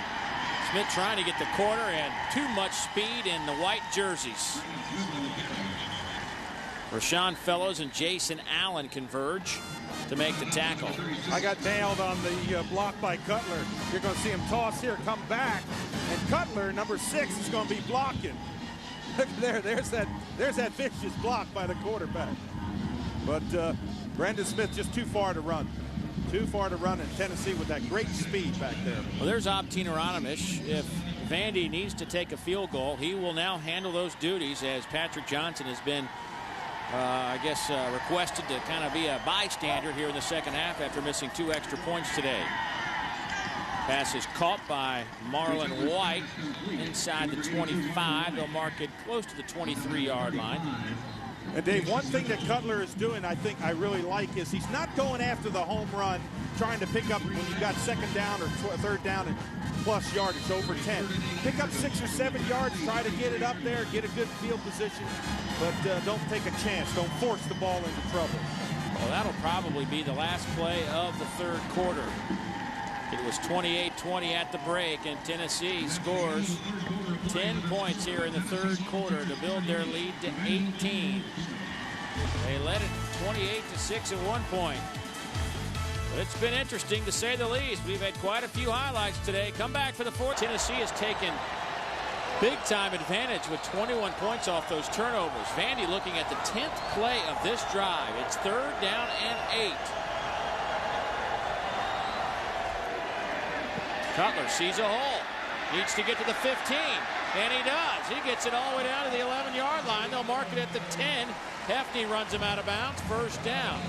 Boy, and his quarterback draw all the way, Dave. That's design play. He's going to drop back. He's going to pick up a block right there. Look at Jennings, number 21 downfield.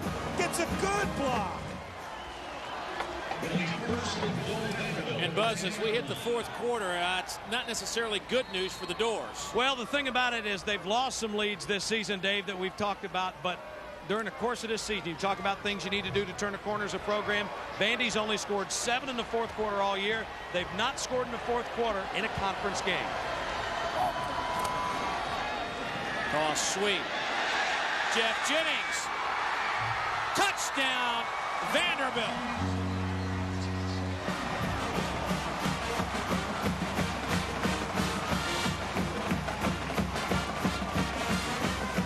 Jeff Jennings says, hey, you might not have scored, but look at this cut back against the grain. And then you're right there. Put your head down and stretch to the end zone. Just a freshman. He's not running like a freshman. Good cut, good vision in the hole. See it. And then the last block, you got to run over that guy. Second touchdown today for Jennings. 5th this year. And the young man who's from just outside of Knoxville, having a nice afternoon. And Vandy will go for the 2-point conversion after the mixed extra point on their last touchdown. They've converted 1 2-point conversion already this afternoon. Cutler lobs it up, intended for his fullback, Matthew Tan, who has 8 receptions this year, but just too much.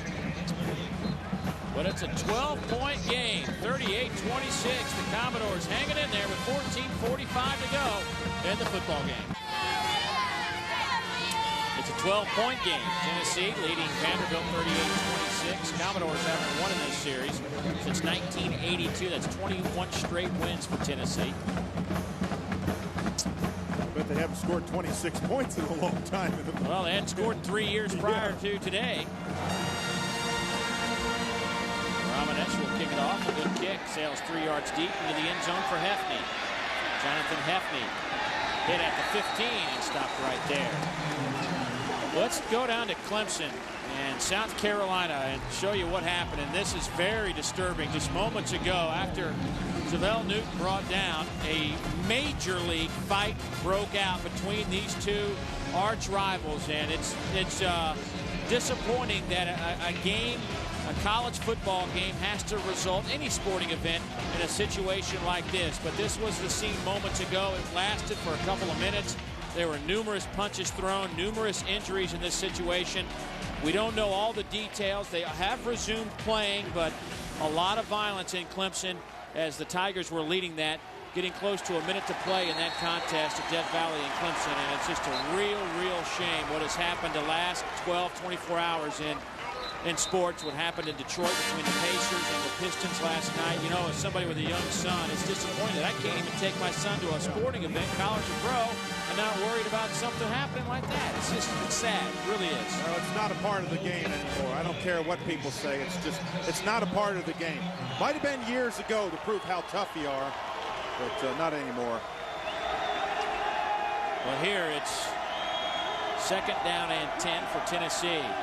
This has been a fun game today. Boy, it has been. A lot of looking to the sideline, and Vandy, if they can come up with a stop, get the ball back. But they just keep handing it off tackle to Riggs or Houston, and it's been pretty effective. And Dave, you know, dissecting that play that they just ran there, the tailback run so much. And Randy Sanders told us that they saw that when they went to the Atlanta Falcons several years ago. It's a zone block up front by the line. The fullback leads up into the hole. He picks the first opposite color jersey, and then the tailback gets the ball and finds the seam. They've run it over 250 times coming into this game. Here's a 3rd down and 2 situation. Tennessee 8 of 10 today in that department. Some pressure coming. Here's a little blitz. Oh, nice play call. Riggs to the outside.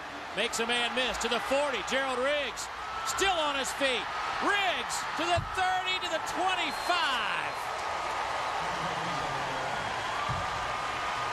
Dominique Moores finally runs him down, but not before Riggs picks up 52 yards. Well, they may criticize Randy Sanders for something else, but not play calling. This is a marvelous play. You use his speed. Gerald Riggs gets the outside. He breaks 2 tackles. Right there's one. He stiff arms right here, gets picked off right there. That's a 2nd tackle, and he is off. They turned a 3rd down and 2 into a 50-yard gain. Vandy with 14 missed tackles in this game. You can't win that way. Here's Riggs, who I'm probably sucking a little wind right now. He didn't think. Just wanted to get on the ground, but our Texaco 3rd quarter stats a little late with all the activity going on. But how about Vandy with 308 yards? Tennessee's 163 yards through the air. I'd say that's pretty good balance. I didn't think we'd see that kind of balance today. No, and the big one is that 21 points, Dave, off the turnovers. Got great field position. They capitalized on it. Rick Clausen, his ability to throw the football today has been a real bonus for Tennessee. You just can't load up and try to stop the run when the quarterback's throwing it pretty well. Not a bad throw there, but incomplete. Tony Brown, the intended receiver. Andrew Pace on the coverage. Well, when you get down in this situation, if you're Tennessee, you don't want to make a mistake. Surprise him. Pulls it out there, throws it. But Randy Sanders is right there saying, okay, coach, what do we want to do in this situation? And Phil Fulmer gives him a lot of leeway. Tells him he sets the philosophy for him, and then he calls what the play should be. Clausen today's pretty good numbers. Got off to an excellent start. Has slowed down a little bit, but still a couple of touchdowns, 163 yards, 14 of 23 on the afternoon. Over the middle. Just as I said it, it's picked off by Kevin Joyce. Great hands from Joyce. We talked about number 40 filling in for Moses Simwaji. You see what happens that time. I mean, he just snatches his ball. Number 40, watch him left side of your screen. There he is right there. Look at him just go up high. Oh, that's nice. Oh, that's beautiful. That's a great grab. Again, reading the quarterback's eyes, he just tries to force it. But Joyce makes it good and then kind of stumbles at the end, but who cares? I mean, what a, to come in and fill in for somebody like Osibuji. I mean, that young man has played well. 8 tackles and an interception today. And the second interception by Clausen. I guess I jinxed him. Yeah, I just was saying, don't need to make a mistake here. Don't force the ball, and he does. Both teams have scored over every turnover today. That's 5 total. Oh, big hit on the outside. Matthew Tant met Jonathan Hefney. Boy, and Hefney's one of those freshmen playing out there. Watch Jonathan Hefney, 33. He's going to come back on the ball. This is how you tackle. You see those arms go out? You wrap them up. You don't just try to roll block them. You wrap them up. Well schooled, just a freshman. Cutler today thrown for 236 yards, a couple of touchdowns. Bobby Johnson looking on. And we find Brandon Smith again. Oh, offsides. Brian Stamper. The sophomore out of Windermere, Florida. Little eager. Dead ball, false start, number 72 of the offense. 5-yard penalty, still second down. That's the 3rd penalty for 15 yards against Vanderbilt today. But, Vanderbilt can get something going here in terms of points, whether a field goal or a touchdown.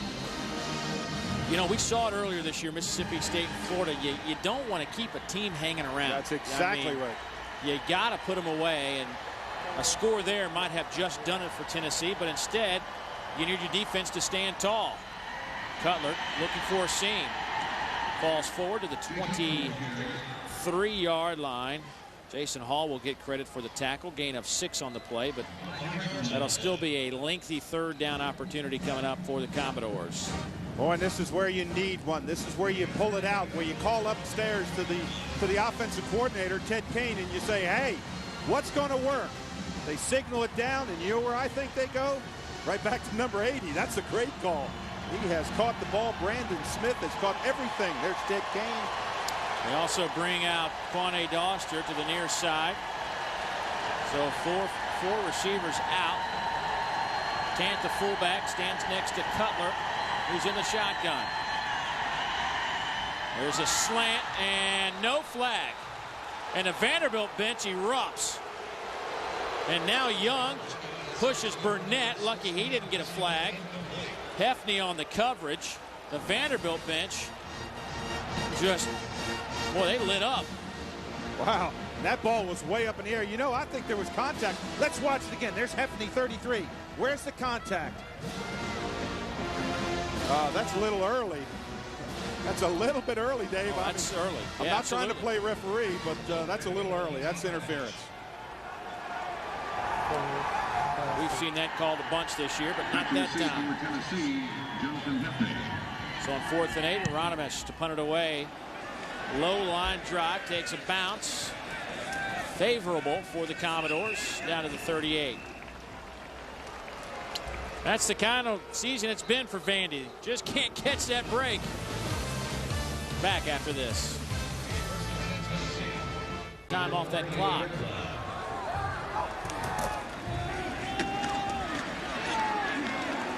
Handoff gets a yard, maybe 2 on the play. Kevin Joyce with another tackle.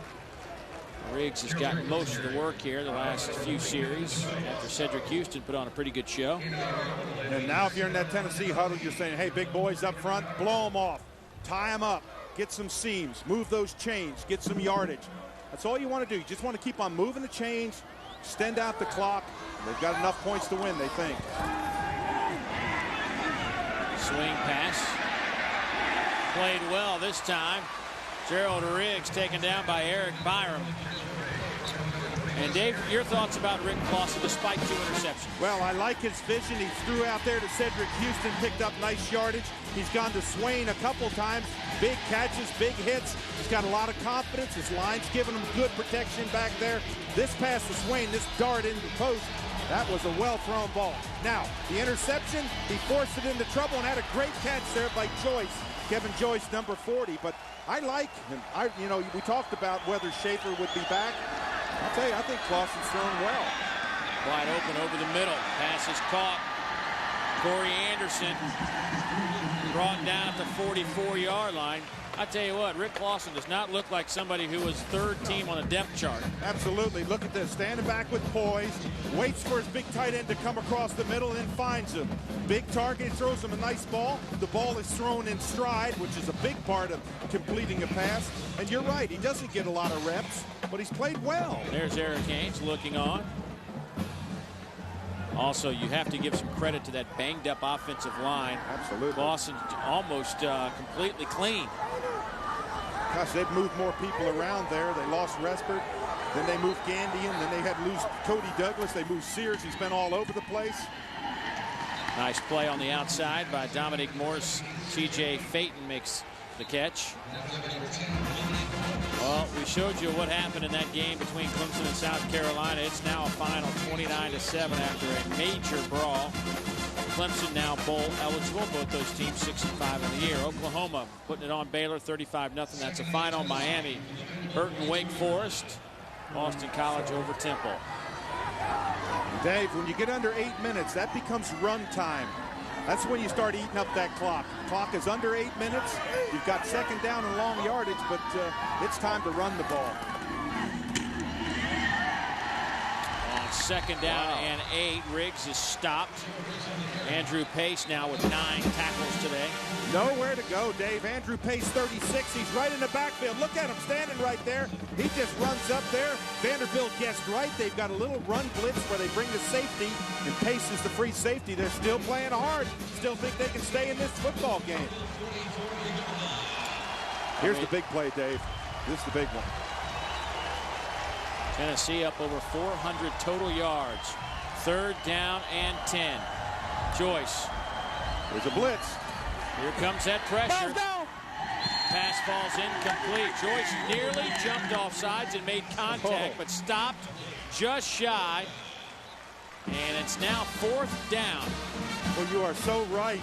Kevin Joyce, number 40, came into between the guard and center gap. And he almost went off sides. He jumps back, and then they tried to cut him. He jumped over top and put pressure on Clausen. He's forced it. 9 tackles, an interception, and a quarterback pressure. That young man, he's had a good day today for Osimwuji. They haven't missed him as much as they thought they would. You still want the SEC's leading tackler out there, but you're right, though. I think that wasn't as devastating a blow as they anticipated. Boy, what a high kick. Morris will call for the fair catch as 4 or 5 white jerseys surround him. Nice kick by Colquitt. That'll pin Vanderbilt back at the 12-yard line. Only a 32-yard kick, but very effective. Back after this. 3 days with you. Neal, Rowe, and Baker on what's been an entertaining afternoon of football here in Nashville. And be quite frank about it, I didn't really anticipate we'd have a 12-point game with 6:46 to go, but that's the story. Yeah, now especially after about 5 minutes in that first quarter. Those turnovers killed Vandy, but they're still in it. High pass, and it's caught! Oh, my goodness! Marlon White to the 30, to the 25. Jason Allen brings him down. My goodness! It was tipped and fell right into White's hands. 62 yards, but a flag comes down. And if that's for celebrating. You know, I think it was tipped by Brandon Smith. But that penalty goes against Tennessee as we watch the tail end of that play. Right there. See, that is tipped by Brandon Smith. And Marion White gets it. Now, the call may be a club at the tail end. Oh, let's see if it's face mask. Let's see if it's face mask. Oh, yeah, there it is. It's face mask right there. Good call. And Tennessee has now been penalized 105 yards today after the face mask.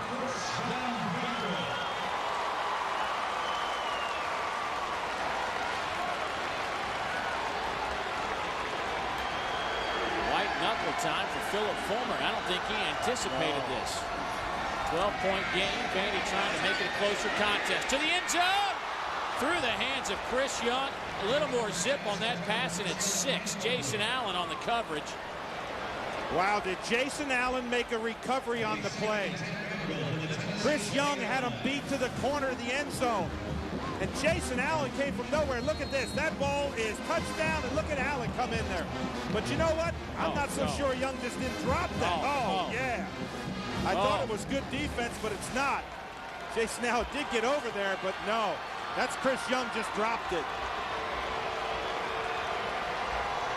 Now it's 2nd and 10. They'll hand it off to Jennings. He'll spit out of the middle of that line, pick up 3, maybe 4 on the carry. Jason Mitchell makes the stop.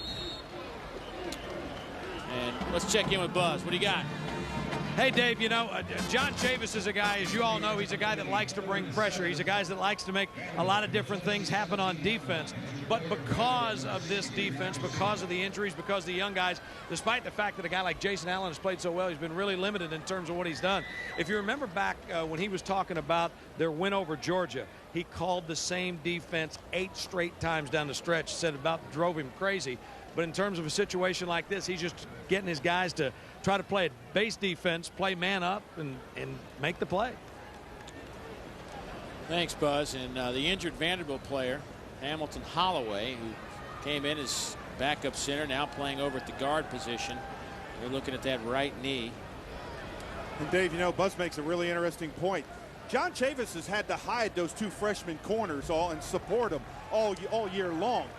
You don't play with freshman corners in the SEC and get away with it. But he's played really well. He's used Jason Allen, Bull Ware to kind of help them out on the corners, and they have played good football for him. So done a wonderful job. Well, we see Holloway coming off the field. We told you earlier, Tennessee has dominated this series. They've won 21 straight, and our Chick-fil-A nugget of today's game shows you it's the 3rd such streak in major college football. One opponent over another. Notre Dame has manhandled Navy to the tune of 41 straight wins. And Nebraska's taken Kansas 36 straight times. Boy, he needs one now. Got 4 wideouts. Incomplete on 3rd down, but with 5:40 and only 1 timeout left, Dave, I think you got to just play this out and see what happens. You know what I'd do? I'd go right back to the same play. That was a bad pass by Jay Cutler, but number 80 Brandon Smith had the dart made. When he cut inside, he had separation from Hefty. So go right back to it. Why not? He's been the man of the hour today.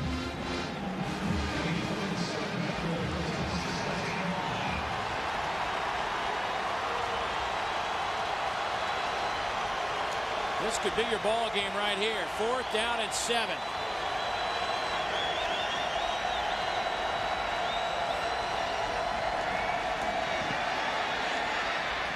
Caught! It'll be 1st and goal. Commodores. Marlon White makes the reception. Boy, and Cutler just kept on holding in that pocket. You talk about confidence. Sitting back there, waiting for that little crossing pattern. Give some credit to this big offensive line. It's 4th down. He's got to complete it. And he throws a strike to Marlon White. Watch number 82. He's in the slot. He's going to come right over the middle. See him come right over the middle now. That's not an easy pass. Behind him, he slid a little bit. His feet went out, but he came up with it. 1st and goal. Handoff, Jennings off the left side, takes it down to the 3-yard line. And the clock ticks. Remember, Vanderbilt only 1 timeout left. Boy, Dave, you go back to missed extra points. They always loom so big in a football game. Missed extra points, missed opportunities, turnovers. But they're right in it if they can score here. 7th play of the drive. Let Scott stay right in his 2 tight end power eye. Go right back to Jennings. Let him have another shot at it. Jennings the tailback. Will play fake to him. Cutler throws on the run. Caught! Touchdown! Dustin Dunning. What a grab!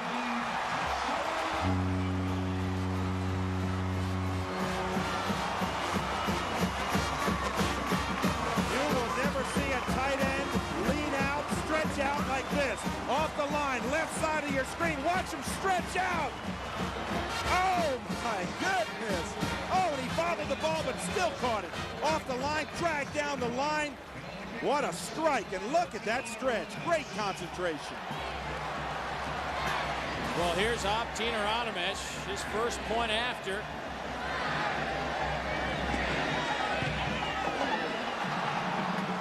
Oh. It's good. It was ugly as heck, but it was good. Ugly. Oh, man. The Doors will take it. We got ourselves a 5-point game in Nashville. Stay with us. And Tennessee has their hands unit out as Vanderbilt may or may not go for an onside kick. Dave, what do you think? Well, I think you kick it away. You've got 4:30. You've got one timeout. I think you try to hold him. But he set up an onside kick position, so everybody thinks onside kick, I'm sure. There it is. High kick. Tennessee has it. I just don't like that early. I just don't like that. 4:30 left. Well, Dave, there have been some miscues by Vandy that had they not occurred, Vanderbilt's in real good shape. Yeah, this first fumble, this led to a touchdown. Tennessee recovers the football in great field position. Then Cutler again, trying to step up in the pocket, carries the ball carelessly and fumbles it again and gives Tennessee great field position. Then that interception where he was trying to throw to Smith, didn't get it. And that led to a third interception, gave Tennessee good field position. They've also missed 2 extra points today. They did convert a 2-point conversion. I just don't like that onside kick because you give Tennessee great field position now. Houston picks up 3. Clock moves at 4:15 and counting. Tennessee, if they need them, does have 3 timeouts remaining. Not that they would want to use those at this particular juncture, but if something were to happen, they do have them. Yeah, now if you're a quarterback, you're taught to look up at that play clock. See how many seconds are left. Let it go all the way down. Ticks down. Hey, gets down to 1 or 2. Snap the ball. Take your time. Flags are down. Oh, no, that stops the play. That stops the play. Especially if that's motion on the offensive line or a formation problem.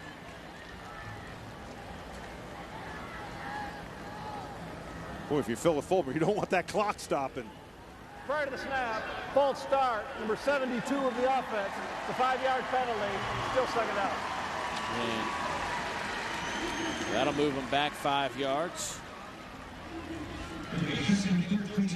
How about that? Wow. Third quarter, Ohio State. Hadn't been their year, but they certainly will have a big time tonight with a win over their rivals. North Carolina became bowl eligible with their victory, Dave. And that Virginia game is now 20-3 on top of Georgia Tech. And Bruce Fowler, he needs his defense to step up. They need to use their timeout right in here. They get a stop. Clausen rolls out, hits his fullback Anderson, and he stopped at the 40-yard line. Now, do you save that timeout? 3:12 and clicking down. Hanajah makes the tackle, and that'll bring up a 3rd down and 7. Dave, I've watched Philip Fulmer a lot of times on the sideline. He is not comfortable in this situation. You can just see the worry. I just can't believe that you don't call a timeout in here. Why not? They're just letting that clock go all the way down. Tennessee will say, we'll call a timeout with about 1 second. But look at the concern on that man's face. He's not had a pleasant day. Well, I think they're going to wait until after 3rd down, determined to use that timeout. If they stop him here, they'll take the timeout perhaps. Vanderbilt will. So do you throw it? Do you run it? Well, I mean, that's a big question. I think you have to throw a 3rd down and 8 because if you don't, you're going to come up with 4th down.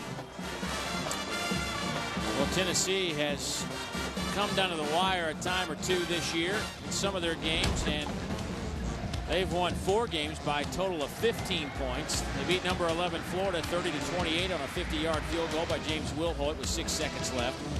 Then the Vols had 5 sacks, and well, David Green's pass fell incomplete in the end zone on the final play of the game as the Vols beat Georgia 19-14. And then 1 week later, freshman Eric Ainge took the Vols on an 83-yard touchdown drive in the fourth quarter to beat Ole Miss 21-17. And then the very next week, Alabama's Spencer Pennington threw an interception in the final minute deep in Vol territory as the Crimson Tide lost 17-13. And the Vols lost a close game last week, losing by 4, or 2 weeks ago, I should say, losing by 4 to Notre Dame 17-13 up at Neyland Stadium.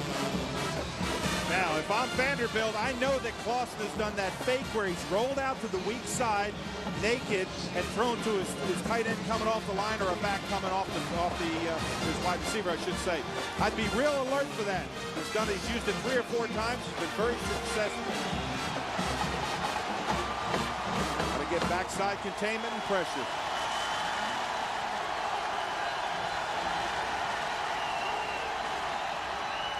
Here's Houston. Stop. Oh. And he stays in bounds, but now Vanderbilt will use their timeout. What a tackle. That was a great tackle. Ohanaja. Man, I mean, he came up, and I mean, he just snatched him down. You don't do this to a big guy. Look at number 12. Just snatches him down. So now Vandy is completely out of timeouts. It'll be 37. They'll be at the 37-yard line. Interesting. A lot of things going on right now. Well, and Vandy's defense has played so well. Well, there's still plenty of things that can happen here, but in case you were wondering, Tennessee has won 21 straight in this series. So it was 22 years ago, right here in Nashville, that Vanderbilt last beat Tennessee. It went down to the wire, as you might expect. Commodores were leading 21-14 early in the fourth quarter before the Vols. Johnny Jones ran 43 yards for a touchdown to tie it up.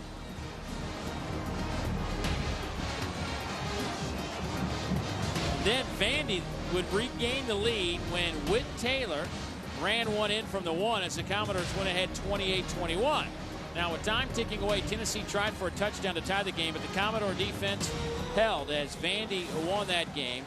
That was the last time Vandy had a winning record. They went 8-4, went to a bowl, lost to Air Force in the Hall of Fame game that year. George McIntyre was the head coach here. Now it's Bobby Johnson. And Tennessee will bring out Colquitt, the best. I mean, that's probably the best weapon you got here. Oh, yeah. Colquitt is great at dumping that inside the 10-yard line. Well, as Kim Anderson, our spotter, said, he must practice punting in a silo. His last kick was a mile in the air and pinned Vandy at the 10-yard line, but not this time. So that'll bring it out to the 20. 2:16 to go in the game. Jay Cutler's had a marvelous afternoon. 21-32, 314 yards, 3 touchdowns. Let's check in with Dave Baker. Hey, Dave, you hear that old phrase, you got to believe? I'm telling you right now, on the Vanderbilt sideline, they're believing. And they've got one of the best big play guys in the conference doing the trigger on this. They've got a world of confidence in Jay Cutler. This is a chance for him now to lead his team potentially on one of those program-changing drives. I mean, I look at Bobby Johnson, and I just, you know, how many times has he been in the fourth quarter and had this scenario? I mean, it's been over and over again for him. And can Cutler do it? You know, he's got that bad ankle. Cutler leveled, picked off. Rashawn Fellows to the 22 as Cutler was nailed as he let it go. Paris Harrelson hit Cutler right in the chops. Oh, let me tell you, Harrelson saved his best pass rush for last. What he did is he did a swim move, came back underneath with a rip, and I mean, he was right in Cutler's face. Right side of your screen, look at him come back inside, right there. Look at that smash. Cutler never saw the ball. Never was able to follow through. Look at that, he had to get rid of it. Boy, it was just a great, you see the swim move right there inside. Man, he was right in his face. Harrelson has a couple of quarterback pressures today, a fumble recovery, a forced fumble, a sack, and 4 tackles today. And for Jay Cutler, just one more big hit. He's had a bunch of them this year. And now Tennessee will, I don't think they have to do anything. Just depending on how quickly they spot the ball.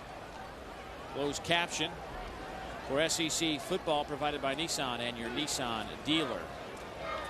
So there's the play clock. Starts with 1:44. Jay Cutler, what a tough afternoon. He's fumbled it a couple of times, had a couple of interceptions, but when you ask him to do so much, those are the things that are going to happen. I mean, it's just inevitable. If somebody's going to be the playmaker on your team as much as he is, that's going to happen. Well, absolutely. And he was in a tough position there. Yeah, sure, maybe he should have thrown the ball down, just grounded it, got rid of it, but he tried to make something happen. Henderson on the carry. Henderson just shy of 100 yards today. I think he's got now 90. We'll give him 97 unofficially. 18 carries. Riggs, by the way, 16 carries, 149 yards today. That's a career high for that youngster. So a pretty good day on the ground. Tennessee, with this win, they move on to the SEC championship game. They will face the Auburn Tigers in a rematch you know they are begging for after Auburn really embarrassed earlier this year. Absolutely. And one thing I just saw last play, and I wanted to make mention, we saw that big fight in South Carolina. I saw those Tennessee players walking over there, patting the Vanderbilt players on the shoulder, telling them they did a good job, they played hard. This has been a game of respect here by these two offensive and defensive lines. Well, that should do it. By the time they reset it, we will call it a day. Vanderbilt came in here and gave them a fight that they won't soon forget, but it wasn't enough, as Tennessee will win this game 38-33. And with the win, Philip Fulmer captures the 2004 SEC Eastern Division Championship, and they now look to Kentucky next week. And then on December 4th, it's the SEC title game against the Auburn Tigers. Tennessee goes to 8-2, 6-1 in the SEC. Vanderbilt finishes this disappointing season 2-9 and 1-7. But Vanderbilt put on a show today. And let's check in with Dave Baker, who's with Philip Fulmer. Philip, it's been a year of a lot of ups and downs, a lot of injuries, a lot of things you've had to battle back from. Certainly this was a battle today, but you're going to Atlanta as the Eastern Division champs. We are. We're excited about that opportunity. We've got one more traditional rival against Kentucky. We're excited about what this football team has accomplished this year and all it's overcome to get to this point. So I got to take my hat off to the Vanderbilt kids and staff. They did a heck of a job, and I am excited to come in here and get the win. The injury started early in the season. Even before the season began, you made the decision to go with the young quarterbacks, and then they go out injured. It's just an awful lot that you've had to battle through this year. Well, the young quarterbacks and our football team has just continued to show a lot of courage. We lost a couple guys today that weren't able to go on and continue to play, and it's been that kind of football team. I give great credit to the staff and great credit to our football team for having the fight that they've had, because it's been one of those kind of years, and particularly as young as we are, Dave. Sure.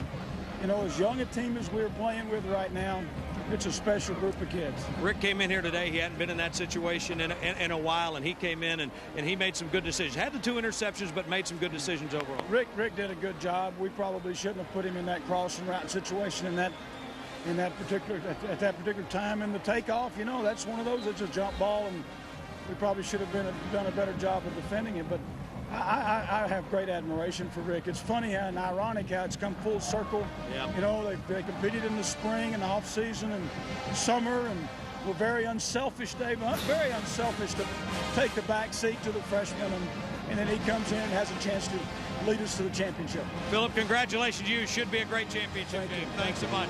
That's Philip Fulmer. He goes to the locker room. His Vols, SEC Eastern Division champs. We're back with more right after this.